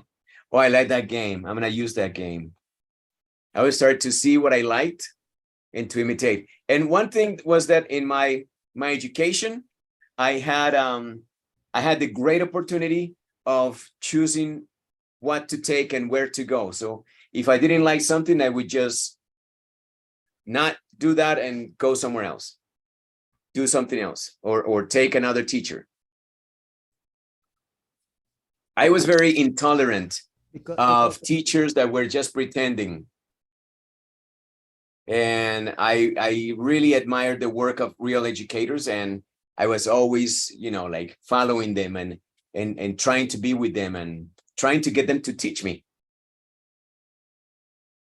Because it's normal for us that you just catch the message from some teacher or from some professors long time ago.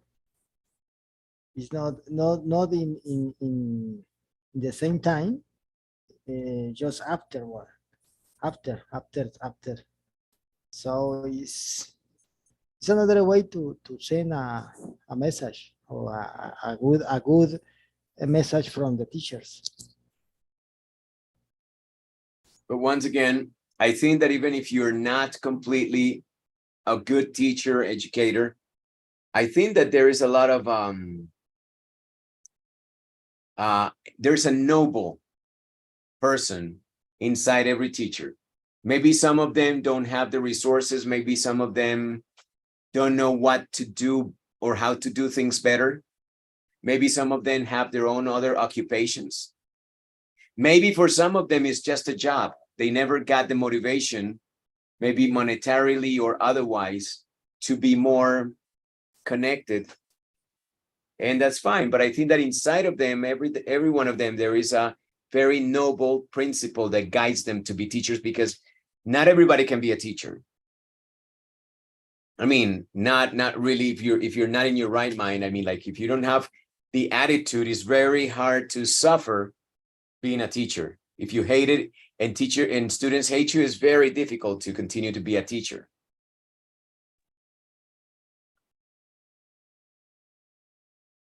Anyway, let's move on. Thank you very much, Julie. Great presentation.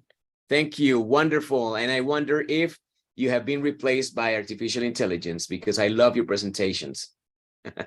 All right, so let's go on with Paula Duque. Good evening, people. Tonight, I answer is the questions, will AI replace your teachers? In my opinion, artificial intelligence will not replace teachers. I believe that is one more tool to enhance learning, helping to make more experiential the teaching. But the sense that a teacher has in terms of empathy, support, motivations, and way of teaching is something that, for me, it's unlikely that a machine can achieve. It is limited in terms of feeling. I also think that it depends on each teacher, and AI can replace it or not.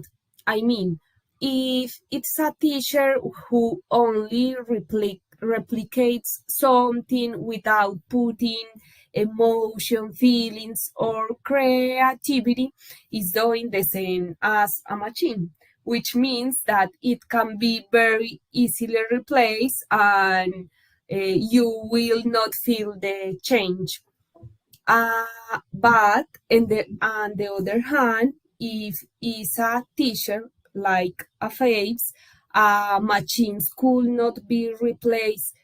In this case, his passion for teaching, his creativity, and always have different alternatives to make learning something more exciting and less frustrating, in my case, thus achieving, as in this case, that many people like me are less afraid and begin to enjoy learning another language like English. And that's it, people. I don't believe in the AI replace the teachers like Fabian, and that's it. Thank you for listening and good night. Very enjoyable structure to the presentation. Very enjoyable. So, and it's got the full cycle of it. She leads in with, I don't believe they'll be replaced, but then she goes into specifics. And then she creates the signposting. There's this, but on the other hand, there's that. This will be replaced because of obvious reasons. It's already been replaced. It's already been replaced, only that these teachers have not gotten the memo. There are many teachers that don't have any idea. They've been replaced a long time ago. And there are the other teachers that are always pushing for making education a real thing that people can vibrate with, that can motivate and incentivize and inspire. And that's all in your, it's probably a fruit of your passion, and it's all in your imagination. There could be another Fabian, another teacher Fabian, that could imagine a different set of ideas that work. But this one is just unique or unique. unique, not unique, unique, but definitely, let me tell you, I believe so. And I believe that artificial intelligence has replaced a whole bunch of teachers, including teachers in my kids' school. Let me be honest. I have to understand this from Paola's words. And it's not my words, but I want to borrow from her words and imagine that the full scope of this is still unpredictable. And I don't think that the real question is, will teachers be replaced, but rather when were teachers replaced? I mean, the ones they have, because to be honest, this is the lowest point in morale in me personally about the teaching business industry in general. This has been the lowest point that I have reached in terms of morale. I am completely disillusioned in the teaching establishment and the industry in itself because of the way it's structured, because of what Luis Alberto said at the beginning, that is all politically controlled and is all in the best interest of the person that has the deepest pockets. I mean, the people with the money will decide what you learn and what you don't learn, which is most important to me. What you don't learn, what nobody tells you, what nobody shows you, what nobody wants you to find out, because then you get a lead, you get ahead of others. But at the same time is my highest point in expectations, because with AI, really, we have created a way to liberate people from the constraints of how much you know about something. Are you the expert? Excuse me, who wrote that? And is he an expert? Now you don't need to be an expert. This has become equalized, which is a word that Gustavo said. This has been now equalized, is evenly spread, is for anybody's taking. And now my expectations are more towards choice. I have taught you this. This has been my teaching to you. Guys, through artificial intelligence, you're not really cheating. No. Who told you that getting on top of a horse in the old times was cheating? Oh, he's cheating. He should be walking. Why is he on that horse? He's cheating. So now if I drive my kids to school in my car, am I cheating? Maybe I should give them piggyback rides. Me los llevo a caballito, ¿qué? It's stupid. It's the same with artificial intelligence. It's not cheating. Artificial intelligence has liberated your power of choice. When you ask ChatGPT, give me 20 versions. Oh my God, you have a whole range of possibilities to study and to learn from. And after you explore, then you decide. Isn't that fantastic? Never before in the history of humankind you could do that. Could you do that? Sorry. So today you want to learn about how to say, esta mañana me levanté súper temprano a trotar y me fue súper bien y me siento energizado hasta esta hora. Say it in English, but not just say it in English. Say it in 20 different versions, 20 different tones, 20 different purposes. Organize the information in 20 different ways and give me 20 different scopes and for 20 different audiences and coming from 20 different people talking. Like in the next version, just say it like my 8-year-old would say it. My God, now we have a voice, a new voice, and is made up of choices. Never before had we had such opportunities. So in my opinion, this is my lowest point historically regarding the industry and my highest point in expectation regarding the union of teachers, the collaboration of teachers and artificial intelligence technologies. And I hope I can be part of it fully for many years to come. I'm super excited. This is the highest point in my career. This is the high point in my career because I can see you guys, like Paola, Eddie, Gus, and Bernardo, who are here present, who have been making enormous progress compared to what people that go to the regular school do. You are true examples of what we're here doing, and we've been doing this regularly, and you can see the benefits. You are extraordinary and out of everybody else's leagues. You are a league of your own, and you have achieved that because you've believed in this liberation. I told you I had to give you sermon after sermon after sermon last year. Si recuerdan, el año pasado era sermón tras sermón. Guys, don't make English. Let artificial intelligence do English. We started with DeepL. Let DeepL do the thinking. You do the deciding. Click, click, click, click, and decide what you like better. Don't fabricate English because it's prefabricated Spanish/English and it's not good. It's going to crumble. Se va a caer. Go with what works. Artificial intelligence in DeepL was very good for the time. That was last year. This year, we have migrated to ChatGPT. What's going to happen next year? We don't know. We have been going through different things too in terms of text to speech.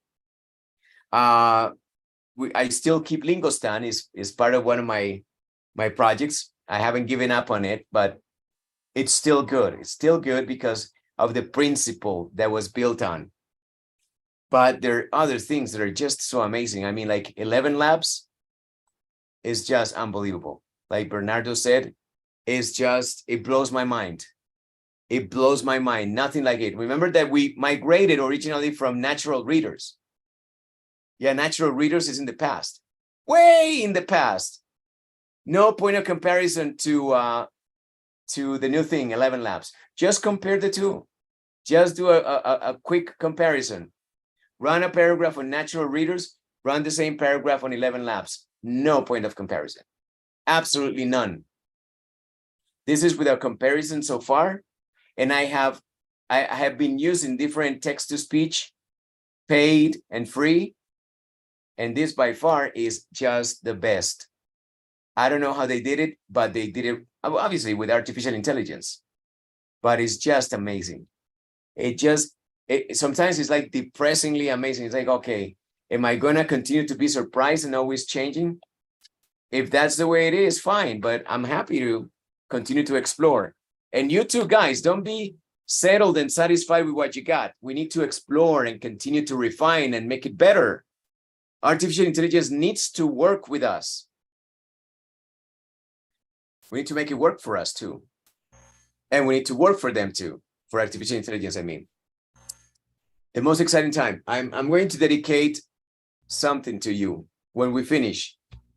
It comes from Charles Dickens, the giant of English literature, the most powerful figure in modern English literature, and I would say in English literature in general. If you want to find the wisest, most incredible, erudite, fascinating, informed, astute, intelligent writer in history of the English language, visit any piece of work, any work from Charles Dickens. And I'm going to dedicate one to you when we finish this. Let's move on.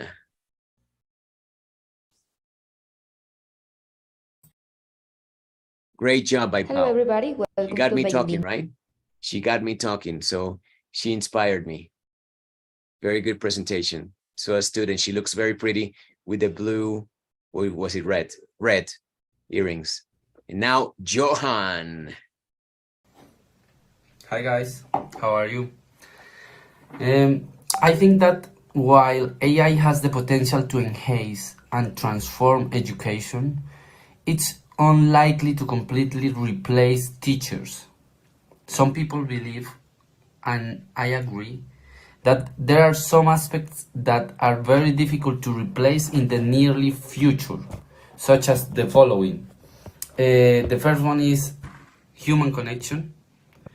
In that case, teachers establish meaningful relationships with the students and providing emotional support and personalized guidance that AI struggles to replicate.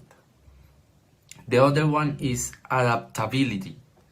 I think that effective teachers tailor their instruction to accommodate diverse learning styles and individual needs. That may be challenging for AI to achieve. And the other one is moral and ethical guidance. Teachers instill values, ethics, and character development, helping students navigate moral dilemmas and developing empathy. I think that AI lacks subjective judgment and moral reasoning skills.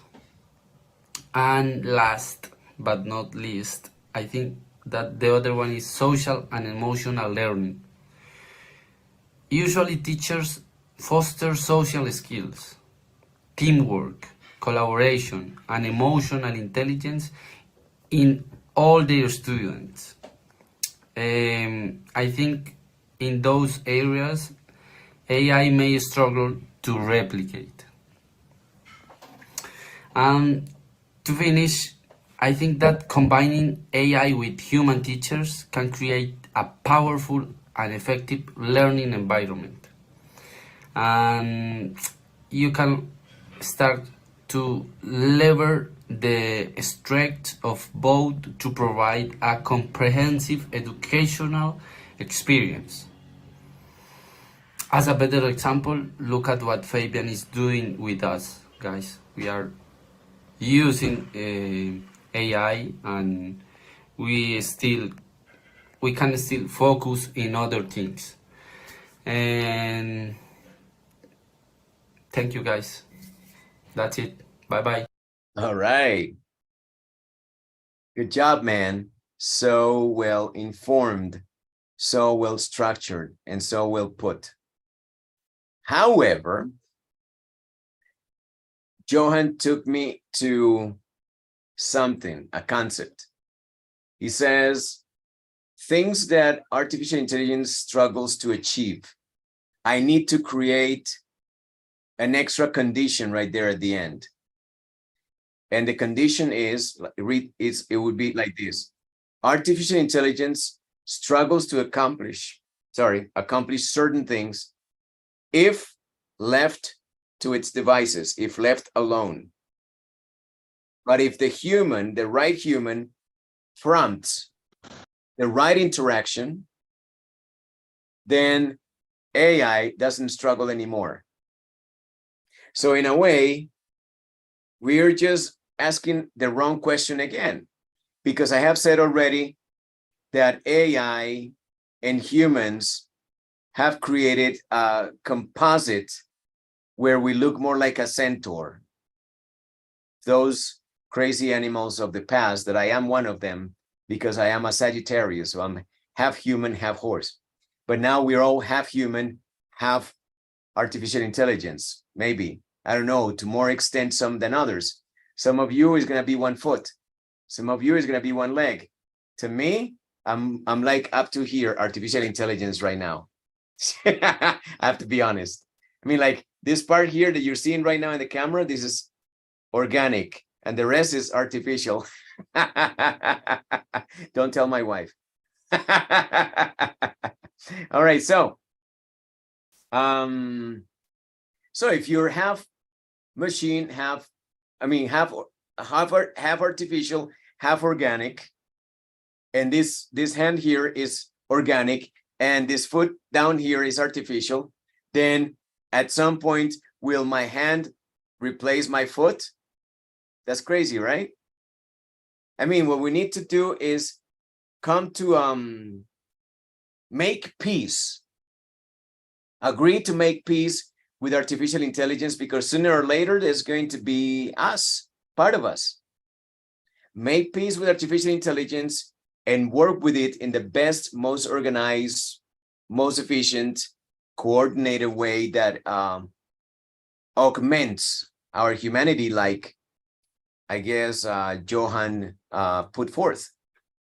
He more or less suggested that we need to collaborate to make this better, to do things better. And I completely agree. I completely agree. But the artificial intelligence needs that part that it lacks. And that's why it could struggle. But with the right human, given the right prompts or queries or questions, then artificial intelligence learns to go over those obstacles and surpass expectations, as I have evidenced myself. But that's it. This is full disclosure right now. I am half and half. If lucky, I think that I'm more like 1/4 Fabian, 3/4 artificial. But it's working for me right now. And I'm learning, I'm still learning. And I'm gonna teach you more from what I'm learning. So it's a very, like I said, very exciting time to me and hopefully to you.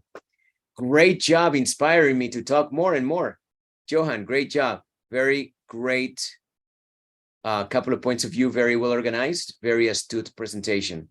That's my word for today, astute. Ask ChatGPT what the origin of astute is. Maybe you'll be amazed. All right, next in is, who's next? Oh, it's Adri. Great. A woman. Let's listen to Adri. Hi guys. You know what? Thinking that artificial intelligence culturally replace teachers or mentors, those awesome human guys with their own unique abilities, sounds like a lot of nonsense to me. We've always helped people by outside sharing their knowledge, beliefs, and emotions. They aren't just about being smart. Deep down, they want to make a difference in the world and for all of humanity. They want to change our surroundings for the better, but artificial intelligence?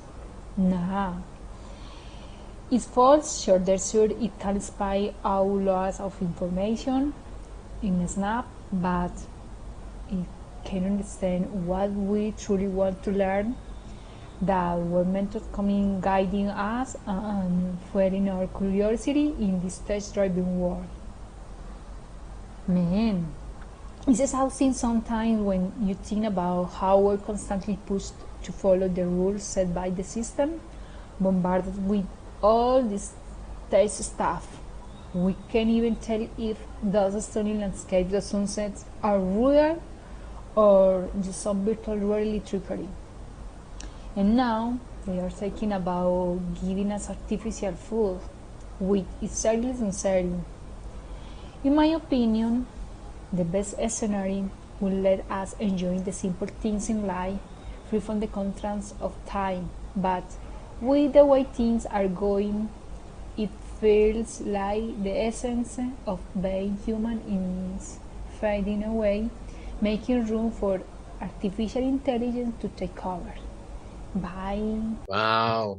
Wow. Wow. What an outlook into the future. The Terminator is here. Sarah Connor just talked. And my favorite part is when she starts to get into it. When she starts to get into it, really, this is what artificial intelligence will struggle to do for a while. Okay? Unless prompted by humans. Okay? The human is going to say, I want you to look just like that. And artificial intelligence will do it. But what is the origin? Because we all need to go to the origin. And there is another keyword for us, guys. The origin. The origin in this case is Adri. When she connects and she looks like this, she looks disturbed. I love it. Because it's her. Artificial intelligence can do it, right? But I want the origin. Where's the origin? Who created this? Adri did. Okay. Great points of view. Adri is back. Adri's back. I love her. I love her. Thank you for bringing Adri back. Adri was reading, but reading doesn't prevent you from feeling. Please, please, please. Train your script so when you read it, you feel it, just like Adri. At the beginning, I thought Adri was going to let me down. She was not connecting really, but then she started to connect and she got more and more playful. Intelligence? More and more playful. In Snap, but it can understand what we truly want to learn, that were mentors coming guiding us and fueling our curiosity in this test-driven world. Man. Right? Man, love it. Love that. That's the picture. And then there is the shoulder, right? Man. Love it. Love it. This is what artificial intelligence struggles to do without human permission and human query, human request. But humans can do it not only originally. I'm going to say that one thing about us is that we're spontaneous. So, which brings me back to why I am in Colombia and not in the United States, because Colombia is more spontaneous. I know sometimes it's bothersome, sometimes it's a pain in the ass. I live on Palmas. And on Palmas, every night there are piques, motorcyclists racing. And it's noisy up to some point in the night. And I mean, damn it, I hate this. Obviously, this would never be in the States, you know, like with the memes, los memes, que han escuchado ustedes, aguacate, maduro, aguacate. It's true. I mean, in America, you're not going to hear this.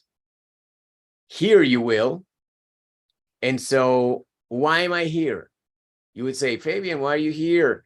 You had an apartment, you had a car, you had a job, a job that you knew how to do with your eyes closed, that made you good money.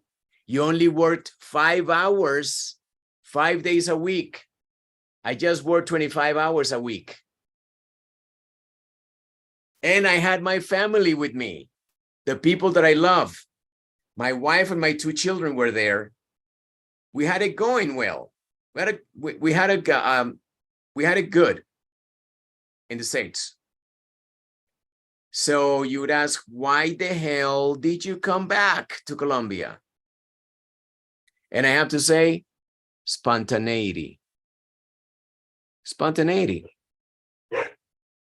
Switzerland, the most peaceful, manicured, perfect, almost utopic society with the most suicides per capita. Crazy, right? I mean, like, perfection leads to suicide. Is there a connection or is that coincidence? I don't know.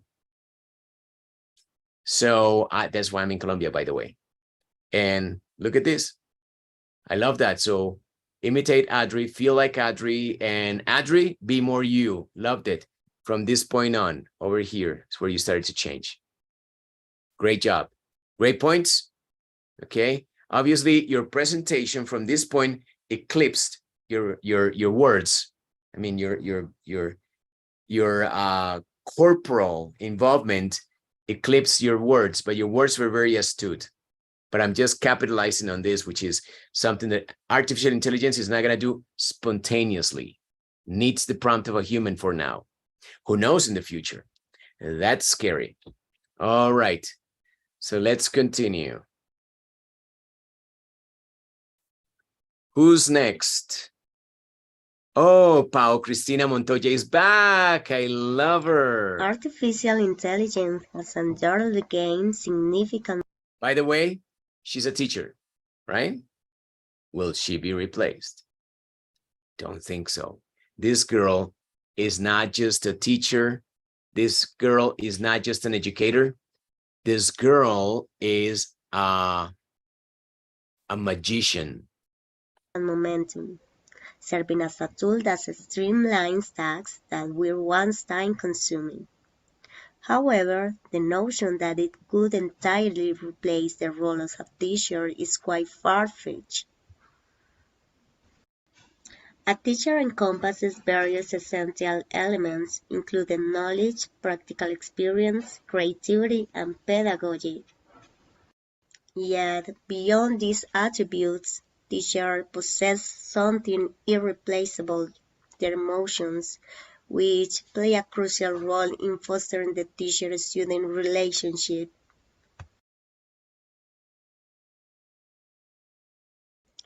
Unlike artificial intelligence, teachers understand the unique needs of their students. They can empathize and offer support to uplift their spirits during moments of sadness. Moreover, teachers comprehend the diverse learning rhythms of each individual in the classroom, ensuring personalized education.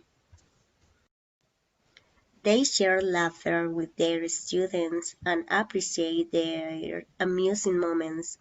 Additionally, teachers provide ethical guidance, navigating students through the complexities of right and wrong, which go beyond the capabilities of AI systems. In conclusion, while artificial intelligence can be utilized to optimize educational practices, it will perpetually rely on human focus and resources. Amazing. Truly amazing. Blown away. She's great. And this video deserves to be watched by more people. She should publish it somewhere. It's a resource. It's true what she says. And I keep hearing more and more the word empathy. And you know what? Now I have faith for that word, because we have been using empathy ever since the first time that I started to hear a lot of empathy was in the year 2010. And I thought, oh, what a cheap cliche. Everybody's repeating empathy, and they don't really mean it. They don't really care. They just want to sound like they're empathetic, like they have empathy, like empathy is important, but they're not showing it really. So I was not convinced, and I wrote it off as a cliche. But now that we have this new opportunity to reimagine ourselves, I think that empathy is really a definer of humans. Because I agree, only a human is going to understand another human's needs. Like Paola said it here. And by the way, Paola, what a beautiful video. Not just the way you laid it out, the way you organized the information and the words that you chose and the tone of your voice, but the beautiful pictures. Amazing video. Congratulations. Beautiful. Right, next. Liz Walsh is back. Artificial intelligence has transformed many aspects of our life, causing debates about its potential to replace many professionals, including human teachers, and changing education, and as we have seen over the last century. Artificial intelligence has created new ways of teaching. I believe that it cannot replace human teacher. It is important to recognize the capabilities of artificial intelligence, but also to highlight the unique qualities of human teachers that are difficult to replace. I see artificial intelligence as an opportunity not to replace human teachers. Its integration into education will likely progress to various stages. In the short term, artificial intelligence will continue to engage administrative tasks and data analysis, allowing teachers to focus more on the instruction and the student support. Teaching requires empathy, understanding, and emotional intelligence, which are human qualities. And however, artificial intelligence had advanced, it lacks of the emotional depth and personal connection to human teachers. In conclusion, artificial intelligence has made remarkable advances, but I think it cannot replace human teachers in the near future. It's important the integration of an artificial intelligence in the education, and it should be as a partnership where it supports and enhances the role of human teachers, leading more effective and efficient teaching. Thank you. Good point. Yeah, it's true. Artificial intelligence We've been as talking undoubtedly about. Elizabeth is just echoing our words. I think it deserves to be called a partnership to potentialize humans, like our qualities. Like she said, okay, so empathy is a human quality, fine. The task now is not whether artificial intelligence can be made to look, sound, and feel empathetic as a human being would, but more, how can creating that semblance of empathy or teaching artificial intelligence to feel or to express some sort of artificial empathy, how can that help us be even more empathetic? How can I remember what I do with my students so artificial intelligence can help me mine the whole lot of information that I accumulate in an academic year to find exactly the points that I need to bring up at a certain point in the support of students to be more empathetic, to be more informed. That is astute. Again, my word for this vignette is astute. And a word that I keep hearing, the word unique, careful. It was a joke an hour ago with Juan Carlos. The word eunuch means eunuco, okay? Eunuco. If you don't know what that is, look it up. I'm not going to show you. Eunuco is eunuch. Okay? So be careful, it's all in the stress. If you stress the first syllable, eunuch is eunuco. You need to stress the second syllable, unique, if you want it to be único. Unique. Eunuch. No. Or maybe, I don't know. Good. All right, great job. And wonderful again. Great presentation, layout of the information, great signposting, and overall, impressive production. Good research. Thank you. Next is Juanpa. Let's listen to what they're thinking about artificial intelligence from the opposite side of this huge pond we call the Atlantic Ocean.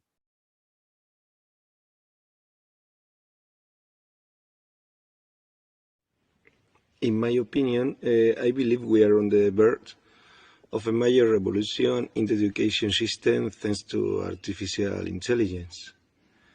The advancement of this technology has the potential to transform many aspects of education, but I honestly see this as unlikely to completely replace traditional human educators in the classroom. Instead, AI can play a complementary role and improve the way teaching and learning takes place. AI can be used to automate certain administrative and repetitive tasks, such as test reading, data collection, and report generation. This allows educators to devote more time and energy to more interactive and personalized activities, such as one-on-one tutoring, complex problem solving, and facilitating critical thinking. In addition, AI can help personalize education by tailoring content and teaching strategies to the needs and learning styles of individual students. AI systems can analyze data on students' performance, identify areas for improvement, and recommend a specific educational activity or resource. This can help educators provide more personalized and efficient education.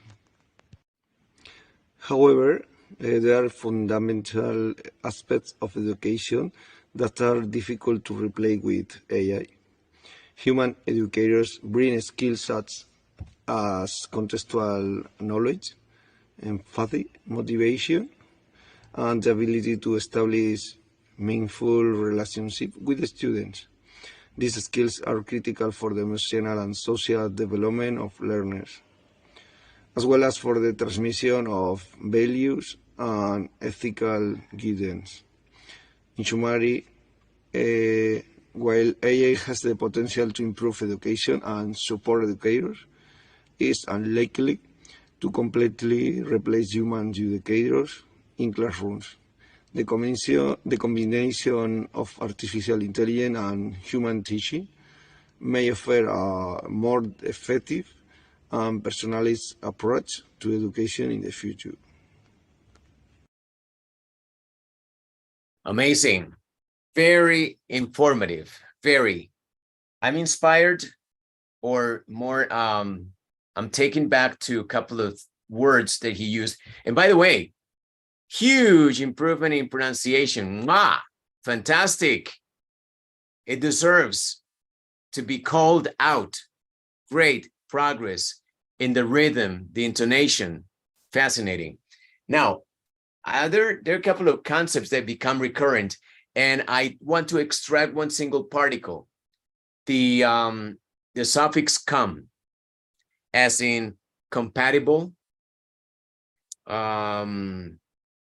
complementary, yeah?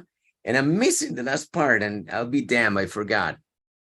He said something else. Jesus, I forgot, and this is important. So I already said compatible, complement, and I forgot the other one. Contextual knowledge, empathy, motivation, and the ability to establish meaningful relationships with the students. These skills are critical for the emotional and social development of learners, as well as for the transmission of values and ethical guidance. In summary, while AI has the potential to improve education and support educators, it is unlikely to completely replace human educators in classrooms. The combination. All right, so we have combination. I mean, like, these words, believe it or not, clarify so much for me, because I've been saying, okay, we're a symbiosis, we're a combination. Didn't say that word. I said we're this weird animal of ancient Greek mythology. We're the centaurs, right? But then we have here combination, you know, and a combination can be homogeneous or heterogeneous, right? Combination of things. Sometimes you cannot tell where one begins and the next one ends. Like, we could be the head. Sometimes artificial intelligence could be the head. So I like combination, which uses the prefix com. Complementary. And pay attention. And I want you to study the words, because words reveal so much, and more so now in the age of artificial intelligence. Why use, and I want you to help me find out and to establish a principle to guide us. Why should we consider artificial intelligence complementary to human intelligence and not supplementary? Why complementary, come again, right? Combination, complementary, and not supplementary. Why complement, not supplement? Why? Because I am sold on complement, combination, and the inevitable result of compatibility. We need to be compatible. Artificial intelligence needs to be compatible with us, our mindset, And our mindset needs to be compatible with that of artificial intelligence. Believe it or not, it takes experience, an open mind, and willingness to be. Some people don't want to be. It's not difficult in principle. It's difficult in its essence. It redefines the human to take the step to combine with something non-human. Is that the alien? Maybe. Combination, complementary, not supplementary, and compatible. Words to define our position in the age of artificial intelligence. Can you take note of that? Once again, combination. What was it? Are you listening? Am I talking to myself? Supplement. Combination, complement, and compatible. All three words with com. Combination. What? Complement. Complement and compatible. Compatible. Please study those, and please help me understand why we should say artificial intelligence is a complement to human intelligence, not a supplement. I can imagine that there can be confusion there, but if we study the words and what they mean really, we can understand why it's a complement and not a supplement. But just to dispel any doubts, let me know. Run your own little sleuthing or investigation. And there's another word also that is not com, but it's con, is context. I think the overall context of intelligence is going to take a huge change, a huge redefinition. And is that the context of intelligence is not just going to be the realm of humanity. We have crossed the limit of intelligence defines man. Remember that apparently that's what makes us different from the whole animal kingdom, that we are sentient, we're intelligent. But if artificial intelligence can be intelligent, then what defines us? Okay, and in that context is where things get a little murky, a little muddy, a little turbid, poco turbias. Okay, so just let's define those concepts. Help me if you will. Thank you. Great inspiration. Great inspiration and very clarifying. Amazing job, and the accent has improved volumes. Thank you for this beautiful gift, Juanpa. You continue to be the ambassador in Spain. I mean, it's a joke, obviously.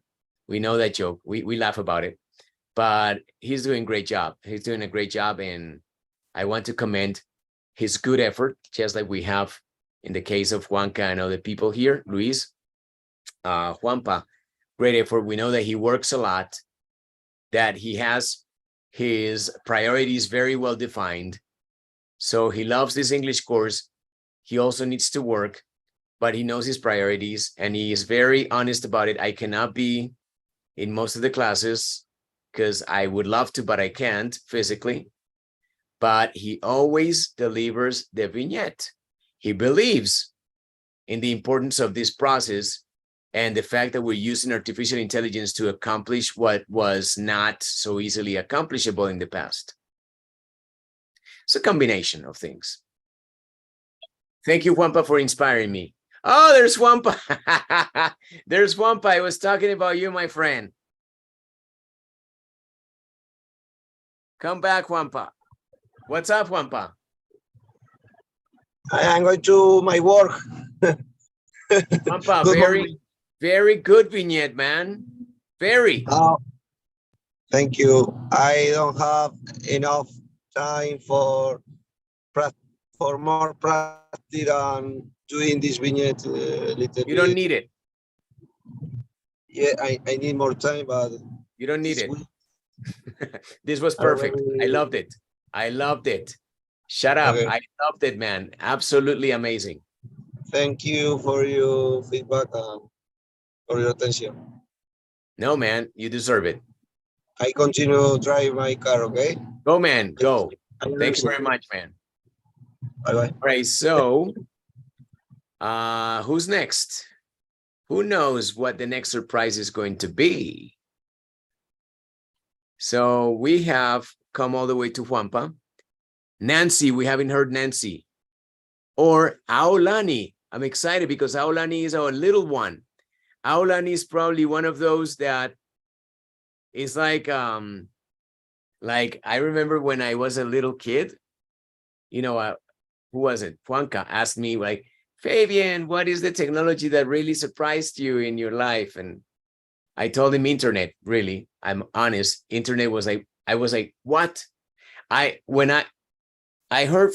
first heard internet when I was 18, right? That was the first time that internet became a thing in my life. When I was internet, I was mystified and at the same time stressed, because to understand internet, you had to read a huge book. And I was like, internet, I have to read that book? Oh no, I'm not gonna do that. I was so depressed because I was 18 and I was already behind everybody else because everybody else was like internet. And I was like, don't know what that is. And I don't care because it's a huge book. But really, I remember when I was a little kid and I would turn the dial on the TV, right? Like my father would say, pásalo al canal 2.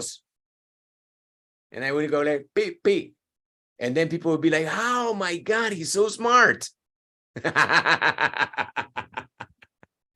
He's so smart. But to me, it was not a compliment. It was an insult. What do you mean I'm smart because I do that? Am I a monkey? A trained monkey? That was stupid. Like, that's it. And they were like, oh my God, how can he do that? It's the same for Aulani probably. When we ask the question, artificial intelligence people, what's going on? And Aulani is going to be like, this is nonsense maybe. But let's wait. That's the dessert. That's why she's last. She's the dessert. She is the cherry on top of the dessert. Now let's listen to Nancy as a preamble. To address this issue, we must carefully consider that education is primarily shaped by the values, beliefs, economy, and politics of each individual country. Each teacher encounters these distinct characteristics within their students, making every educator unique in their approach. Artificial intelligence has already made its way into our classrooms, as students have likely submitted assignments and essays that were aided by AI technology. In the 2018 report released by the OECD, Singapore, China, Estonia, and Canada emerged as global leaders, while Mexico and Colombia fell below the average in the evaluated areas of mathematics, reading, and science. Since 2014, the Chinese government has collaborated with the company Squirrel AI, establishing over 1,700 AI-driven learning centers.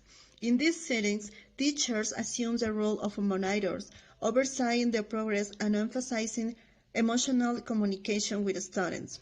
Also, AI serves as an excellent tool for providing precise, objective, and real-time feedback on students' work. The critical and analytical insights of skilled teachers will always remain indispensable.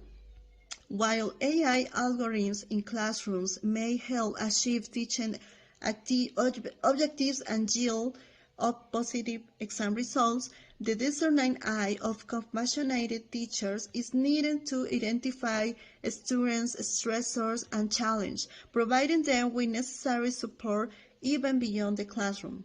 It is important to acknowledge that no AI system has yet fully mastered the recognition and interpretation of facial expressions, including microexpressions.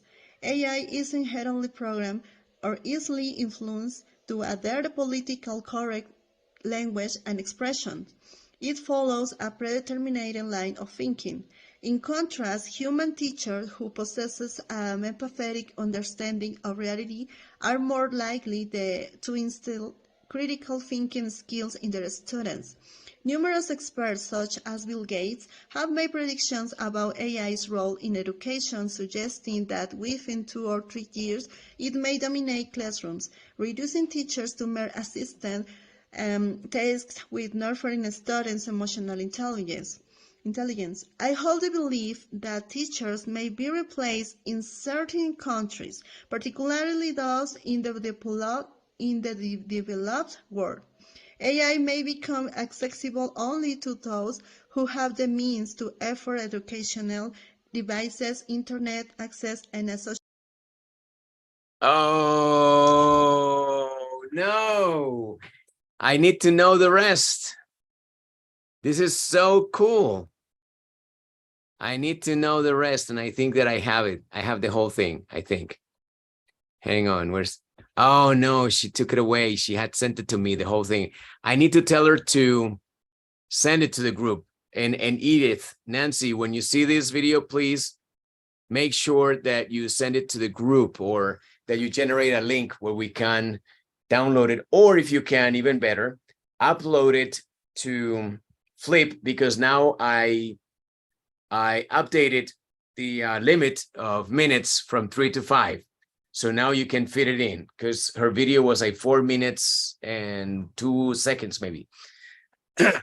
Very, very well researched, and wow, unbelievable the capacity of this girl to process so much information in such an organized manner and such an intriguing way of presenting it. She made great points. One that I want to compliment is, and it's intriguing, is that AI has a way of working linearly, right, as trained as an algorithm. But I think that that's more the interpretation of humans, or humans give to this. But if humans can collaborate, we can then retrieve the evidence that it was not so linear, and it can be more encompassing and even more complex than humans thought, the human thought. Again, we are inching forward to the moment of singularity where machines are going to be more intelligent than us, the whole humanity. Don't hold your breath. It's going to happen soon. It's being forecasted. I shared the video, didn't I? Anyway, great presentation. Oh my God, this is not just a student. Let me tell you, this is the teacher, Nancy. She's a real teacher. She's a really good teacher, by the way. She taught us so much in this video, and that's why I say we need to keep this video as part of our resources. Very nice, amazing, and lovely. And she put so much love into this. Really good. So happy. Mexico. Next is our last but not least, to borrow the words from La Roca. Last but not least, Aulani. I'm dying to hear her opinion, because I'm sure that she's going to be like, artificial intelligence. However, you know, you can consider me a very modern thinker, maybe. Very modern thinker. I'm always curious about new things. So my teachers have, my kids have seen the whole array of different tools and gizmos and gadgets and devices and things. Imagine this. I'm not boasting. No es por darme ni nada, but Chuck went back to America. How many devices, old the Apple devices, you think he took as a favor to deliver to the Apple store to get credit? He delivered more or less 12 old decrepit devices. A computer, like 3 iPads, like 5 phones and stuff like that. You know, like things. My kids have seen it all, because I'm always curious, exploring, finding the new technology. How can I do this? How can I do that? I'm always ready for the next thing. And when I showed my kids artificial intelligence, they were like blown away. And I mean, man, I am 47. You're just starting and you're surprised. And they're like, it can do that? Yeah, both of them. My older son and my younger son, my older son and my younger son, they were both like, ah. Juanita is normal. It's amazing. So I was just giving the intro because I want us to be ready for whatever Aulani says. Hi teacher, hi guys. While artificial intelligence has shown the ability to perform various tasks and enhance efficiency in many fields, there are several reasons why it is unlikely to completely replace teachers in the educational setting. Here are some arguments. Number one, human relationships and emotions. Teachers play a crucial role in developing human relationships and emotional connection with students. Face-to-face interaction and emotional support are essential elements for effective learning and overall students' well-being. No matter how advanced, cannot fully replace that human connection and empathy. And number two, adaptability and personalization. Teachers are capable of tailoring their teaching to the individual needs and characteristics of students. They can identify specific strengths and weaknesses, adjust the pace of instruction, and provide personalized feedback. And number three, social skills and competency development. Teachers not only impart knowledge, but also teach social, emotional, and cognitive skills. They foster teamwork, effective communication, critical thinking, and problem solving. These skills are crucial for success in life and work. And they require interaction and guided practice facilitated by a human professional. While I can complement teachers' work by providing additional tools and resources, it is unlikely to completely replace teachers due to the complexities and unique skills that human educators bring to the educational process. And that's all. Thank you. She's so fresh. Everyone. And she's so natural. However, you know what? I really missed not having heard her point of view in terms of, for example, at school where she goes, how are kids interacting from what she can see? Her classmates, how are they interacting with artificial intelligence? How are their teachers interacting with artificial intelligence? And how are they feeling about each other's interactions with AI?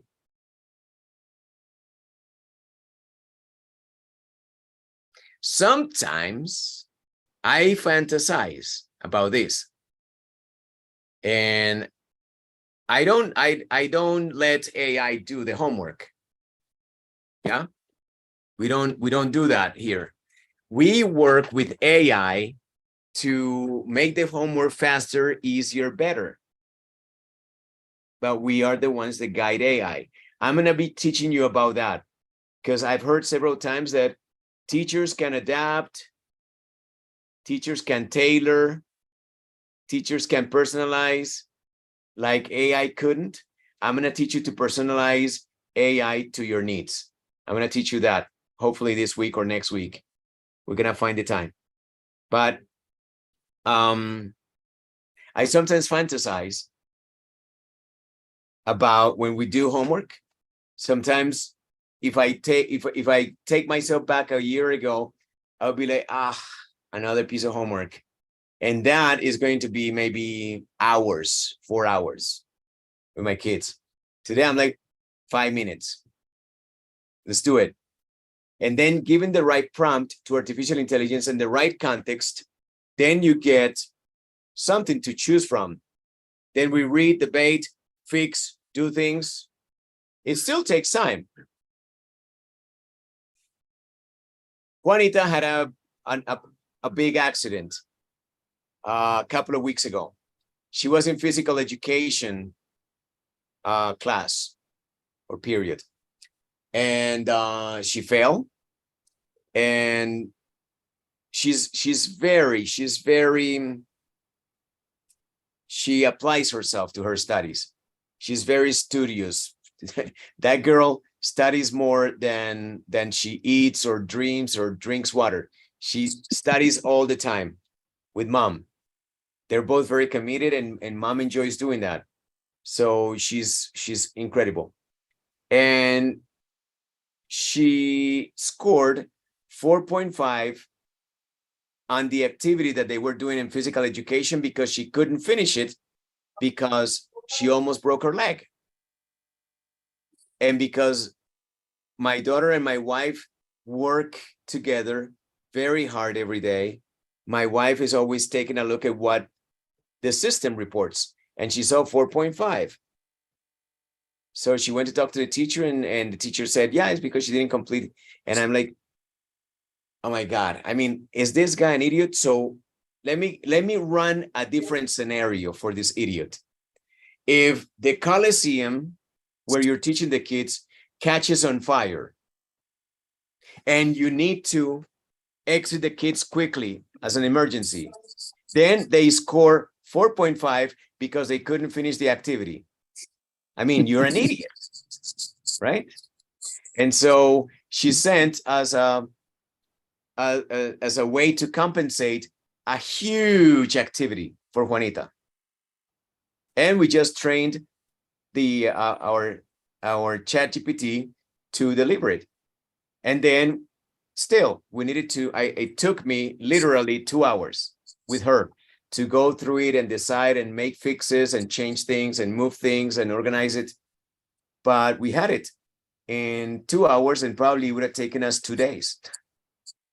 And so sometimes I think, is the teacher gonna think that this was done completely by artificial intelligence? And as revenge, I fantasize, I hope he does. I hope that he thinks that this was made by machines, because that's what he deserves, because he's an idiot, right? So he should get artificial answers. But yeah, sometimes I even feel depressed, like some things are so easy now. Nothing is lost anymore. Ask ChatGPT whatever you want. It'll give it to you. You don't need to be erudite anymore and know everything, where everything is, so you can go look it up. No, you just ask ChatGPT. That's it. You can ask ChatGPT the things that you think that you shouldn't ask ChatGPT, or that ChatGPT is not going to give you an answer to. Believe me, just if you give enough context to ChatGPT, it'll give you an answer that not every human could give you, not even the experts. And then you have criteria. I have talked about this a lot to you, criteria. And yeah, it's an idiot. I started to think about criteria ever since Wikipedia, now dead, right? Nobody uses Wikipedia anymore. That's stupid. Wikipedia. I remember when teachers were the enemies of Wikipedia. Oh, Wikipedia this, Wikipedia that. And I'm like, but what's the big commotion? It's an encyclopedia that is curated by the whole of humanity, while the obsolete encyclopedia was curated by a small team of people, the experts, and it was published on a long cycle. So when you had the Lexis 23 era. I think so. And you were like, oh my God, people were so proud. Oh, we got the Lexis.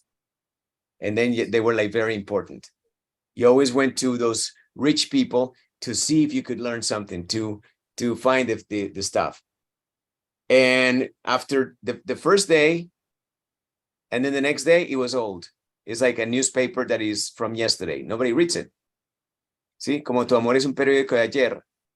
Ya no provoca leer, right? It's the same with the encyclopedia. It's old. So they don't publish that anymore because stupid. Yeah, but I have to say something regardless that you say in this moment. For example, today anybody said that one point the ChatGPT had the information until 2022. The actualization that the 2022. No more than 2022. For example, I need to look for the information for 2023.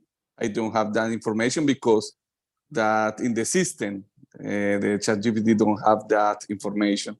But it is a black point, I don't know, but need the... Yes. But there are solutions. And the solution, for example, the navigator Bing, remember that was not even a thing. Last year, Bing? Who cares? I have Chrome. I'm more important. But now Bing is coming back because you can insert ChatGPT into Bing, and then ChatGPT works as your assistant. You tell ChatGPT, find me this, and it'll find you in real time through the navigator Bing about current information. Yes, for sure. So it's all pretty easy to do. Let me show you. Chat. You come here, you go down right here. There's the menu right here. You see it? Yes, I can see. Click on that, and my plan, clear conversations, help, settings. Look at this. Beta features. Browse with Bing. Okay? And use plugins. So this is a whole new thing to explore. So but I don't know if that's available for free users. Like I told you, I started paying the chat because, well, it's not because I want to be an elitist or anything. I use it all the time, I'm telling you. So I got the GPT-4, and I tell you what, I have extracted great value. So I pay what? Now the dollar is going down. So let's say I pay 90,000 pesos a month. And you'd be like, oh, that's a lot of money. But if you extract the value, it's not a huge bill. It's reasonable. Yes. But yeah, it's easy. Easy to correct. But my point that I was making was Wikipedia was the enemy. Teachers were like, Wikipedia. No, you cannot quote Wikipedia. That's weak. That's why it's called Wikipedia. It's weak. So I as a teacher, hang on, no, I cannot be replaced. As an educator, I never agreed completely. I always have my reservations, and I always have my conditions. My condition was, yes, it's weak, but not for everyone. It's weak for the people that go to Wikipedia without criteria. That's when I start to think about criteria. For example, you, Eddie, you are an expert in rocks and sediments and minerals, and the quality of earth that you can have in your hands, and minerals and how things get together in certain places. Okay. Yes. So if you go to Wikipedia to find the different distributions of, I don't know, limestone, then you know if it works because you have criteria. Ah, yes, that's good. You find it. But the idiot that doesn't know can find anything. Oh, I find it. And it's shit. But you know where to find things because you have criteria. As an English teacher, I used a lot Wikipedia when it was a thing. Why? Because I had criteria and I needed quick results. and Wikipedia had it all. But I could go through the results and say, oh, I like this. I can use it. Okay. So criteria. Criteria continues to be a thing also today, but also one more thing that is even more important today, and you heard it from me, is choice. Choice. That's the huge thing that artificial intelligence is giving us human beings. And when we combine, we have choices. The same choices metaphorically that a horse gives you, the same choices metaphorically that a car can give you. A car can take you places that your feet can't. And it's the same with ChatGPT. ChatGPT can help you do things that would be impossible to accomplish. So it opens up choices, not just possibilities, choices, because now the possibilities are there to be taken. You just need to choose. Where do I go? What do I do? Right? Right.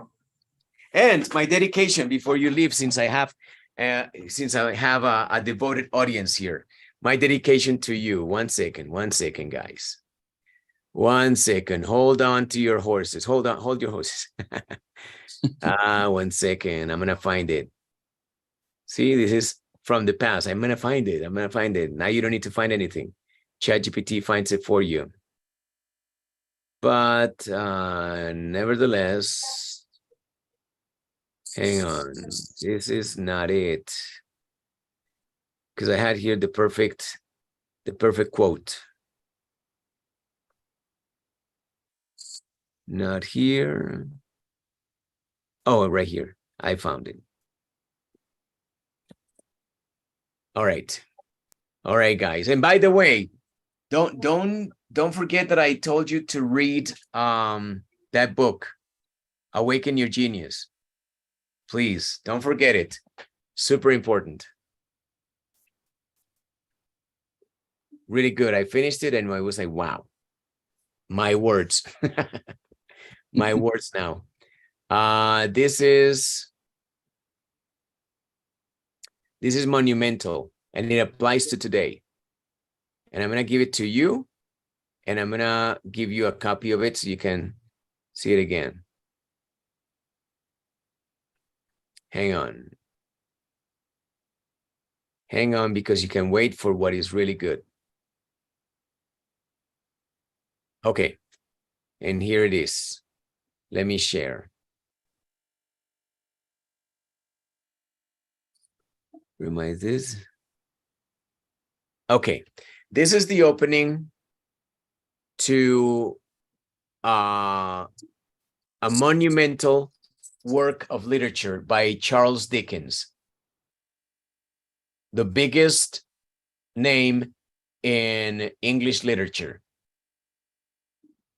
Like Cervantes is to Spanish, I wouldn't say that Shakespeare is to English. I mean, Shakespeare was historically very important and prominent, comparable to Cervantes, and also contemporary, right? I believe.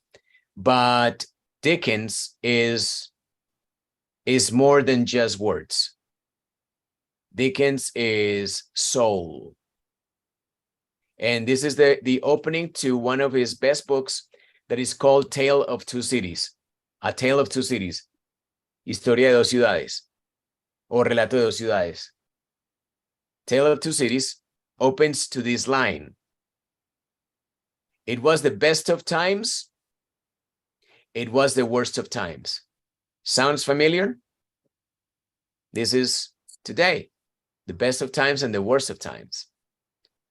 It was the age of wisdom. Right? Artificial intelligence, it was the age of wisdom, and it was the age of foolishness. It was the epoch of belief. It was the epoch of incredulity. You don't believe in anything else and in anything really anymore. Video is created by AI now and looks real. Pictures, everything. So your voice can be cloned with 1 minute sample of your voice. It's crazy. Sounds familiar, right? It was the epoch of belief. It was the epoch of incredulity. It was the season of light. It was the season of darkness. It was the spring of hope. It was the winter of despair. And all of those are opposites, right? We had everything before us. Very much. We had nothing before us. We were all going direct to heaven. We were all going direct the other way. In short, the period was so far like the present period. Oh, no shit. Absolutely. That some of its noisiest authorities insisted on its being received for good or evil in the superlative degree of comparison only. Bullshit. This is true, and it's true about now. It was the best of times for teachers. No, it was the best of times for educators. It was the worst of times for teachers. And with that, we close, my friends. I'm going to send you the text so you can enjoy it over and over again. This is from A Tale of Two Cities by Charles Dickens. One of my favorite lines because it resonates with the reality of today. So I'm going to put it here. Thanks for sharing with us. Absolutely, man. My pleasure, as you know it. It's all my pleasure being here with you from A Tale of Two Cities by Charles Dickens.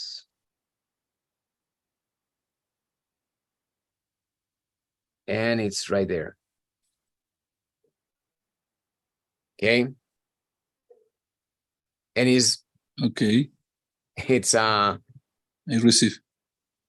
And it's this, when was this book published? Let's ask ChatGPT, by the way, right? Because who needs Google now, right? Who needs Google? Nobody needs Google now. Let's go to chat. Where's chat? Right here. When was A Tale of Two Cities written? A Tale of Two Cities is a historical novel by Charles Dickens, and it was published in 1859. Okay. The novel is set in London and Paris before the French Revolution. How many years from 1859 to present? Ah, come on, really? You're going to ditch me now? You're tired, maybe. Poor ChatGPT. You work so much in this house. Poor guy. Guys, this very much true today was published 164 years ago. Okay? So this is like in the world, there is really the possibility of traveling through time, right? And it's like there's a hole where you go in like Alice in Wonderland, you come out the other way or the other end, here, present. And you read this and you're like, what the hell? This is about the present time. But it was published 164 years ago. It's really mysterious. How can people be that forward thinking? It's unbelievable. That's why I love Charles Dickens. I love Victor Hugo. And that's why I always recommend, if you're not devoted, you still need to dabble. Dabble is como untarse. Dabble in the classics. People that have changed my life, really? Dickens, Victor Hugo, and Tolstoy, the Russian. Those three are just like, wow. I mean, like, it's not just reading for the words. It's reading for something inside of you that really hurts not to be heard. And then you start reading and you're like, fuck. I remember one book. I'm a man, only child. My father was a police officer for a while. He was not a police officer forever, but for a while. And he educated me in that fashion. He told me, men don't cry. That was his teaching. And my dog died when I was 4. We went to put the dog to rest in a place. And I was just biting down my tongue not to cry because I was seeing my dog go. But my father was in front of me and I'm like, men don't cry. Okay. And that kind of history is important for context. And then I read Leo Tolstoy's Resurrection. It's a story about a prostitute, and I cried. What a fucking book. And that's why I said sometimes you need to read the classics, because there is a reason why they're classics. Because look at this. This was 1859 and applies to today like it was written yesterday. So, como dice la doctora Polo. Thank you very much, guys. It's lovely sharing with you, and thank you very much for the lovely gifts of tonight. It was the first time that we concurred around one specific topic, one specific idea, one specific request. You delivered, and you went above and beyond my craziest expectations. Thanks, Fa. Thanks for your time, my friend. All right, guys. So It get some was rest. incredible. Thanks for your time. Thank you, Guzman. Thanks for your patience with us. Thank you for staying here. It's an honor.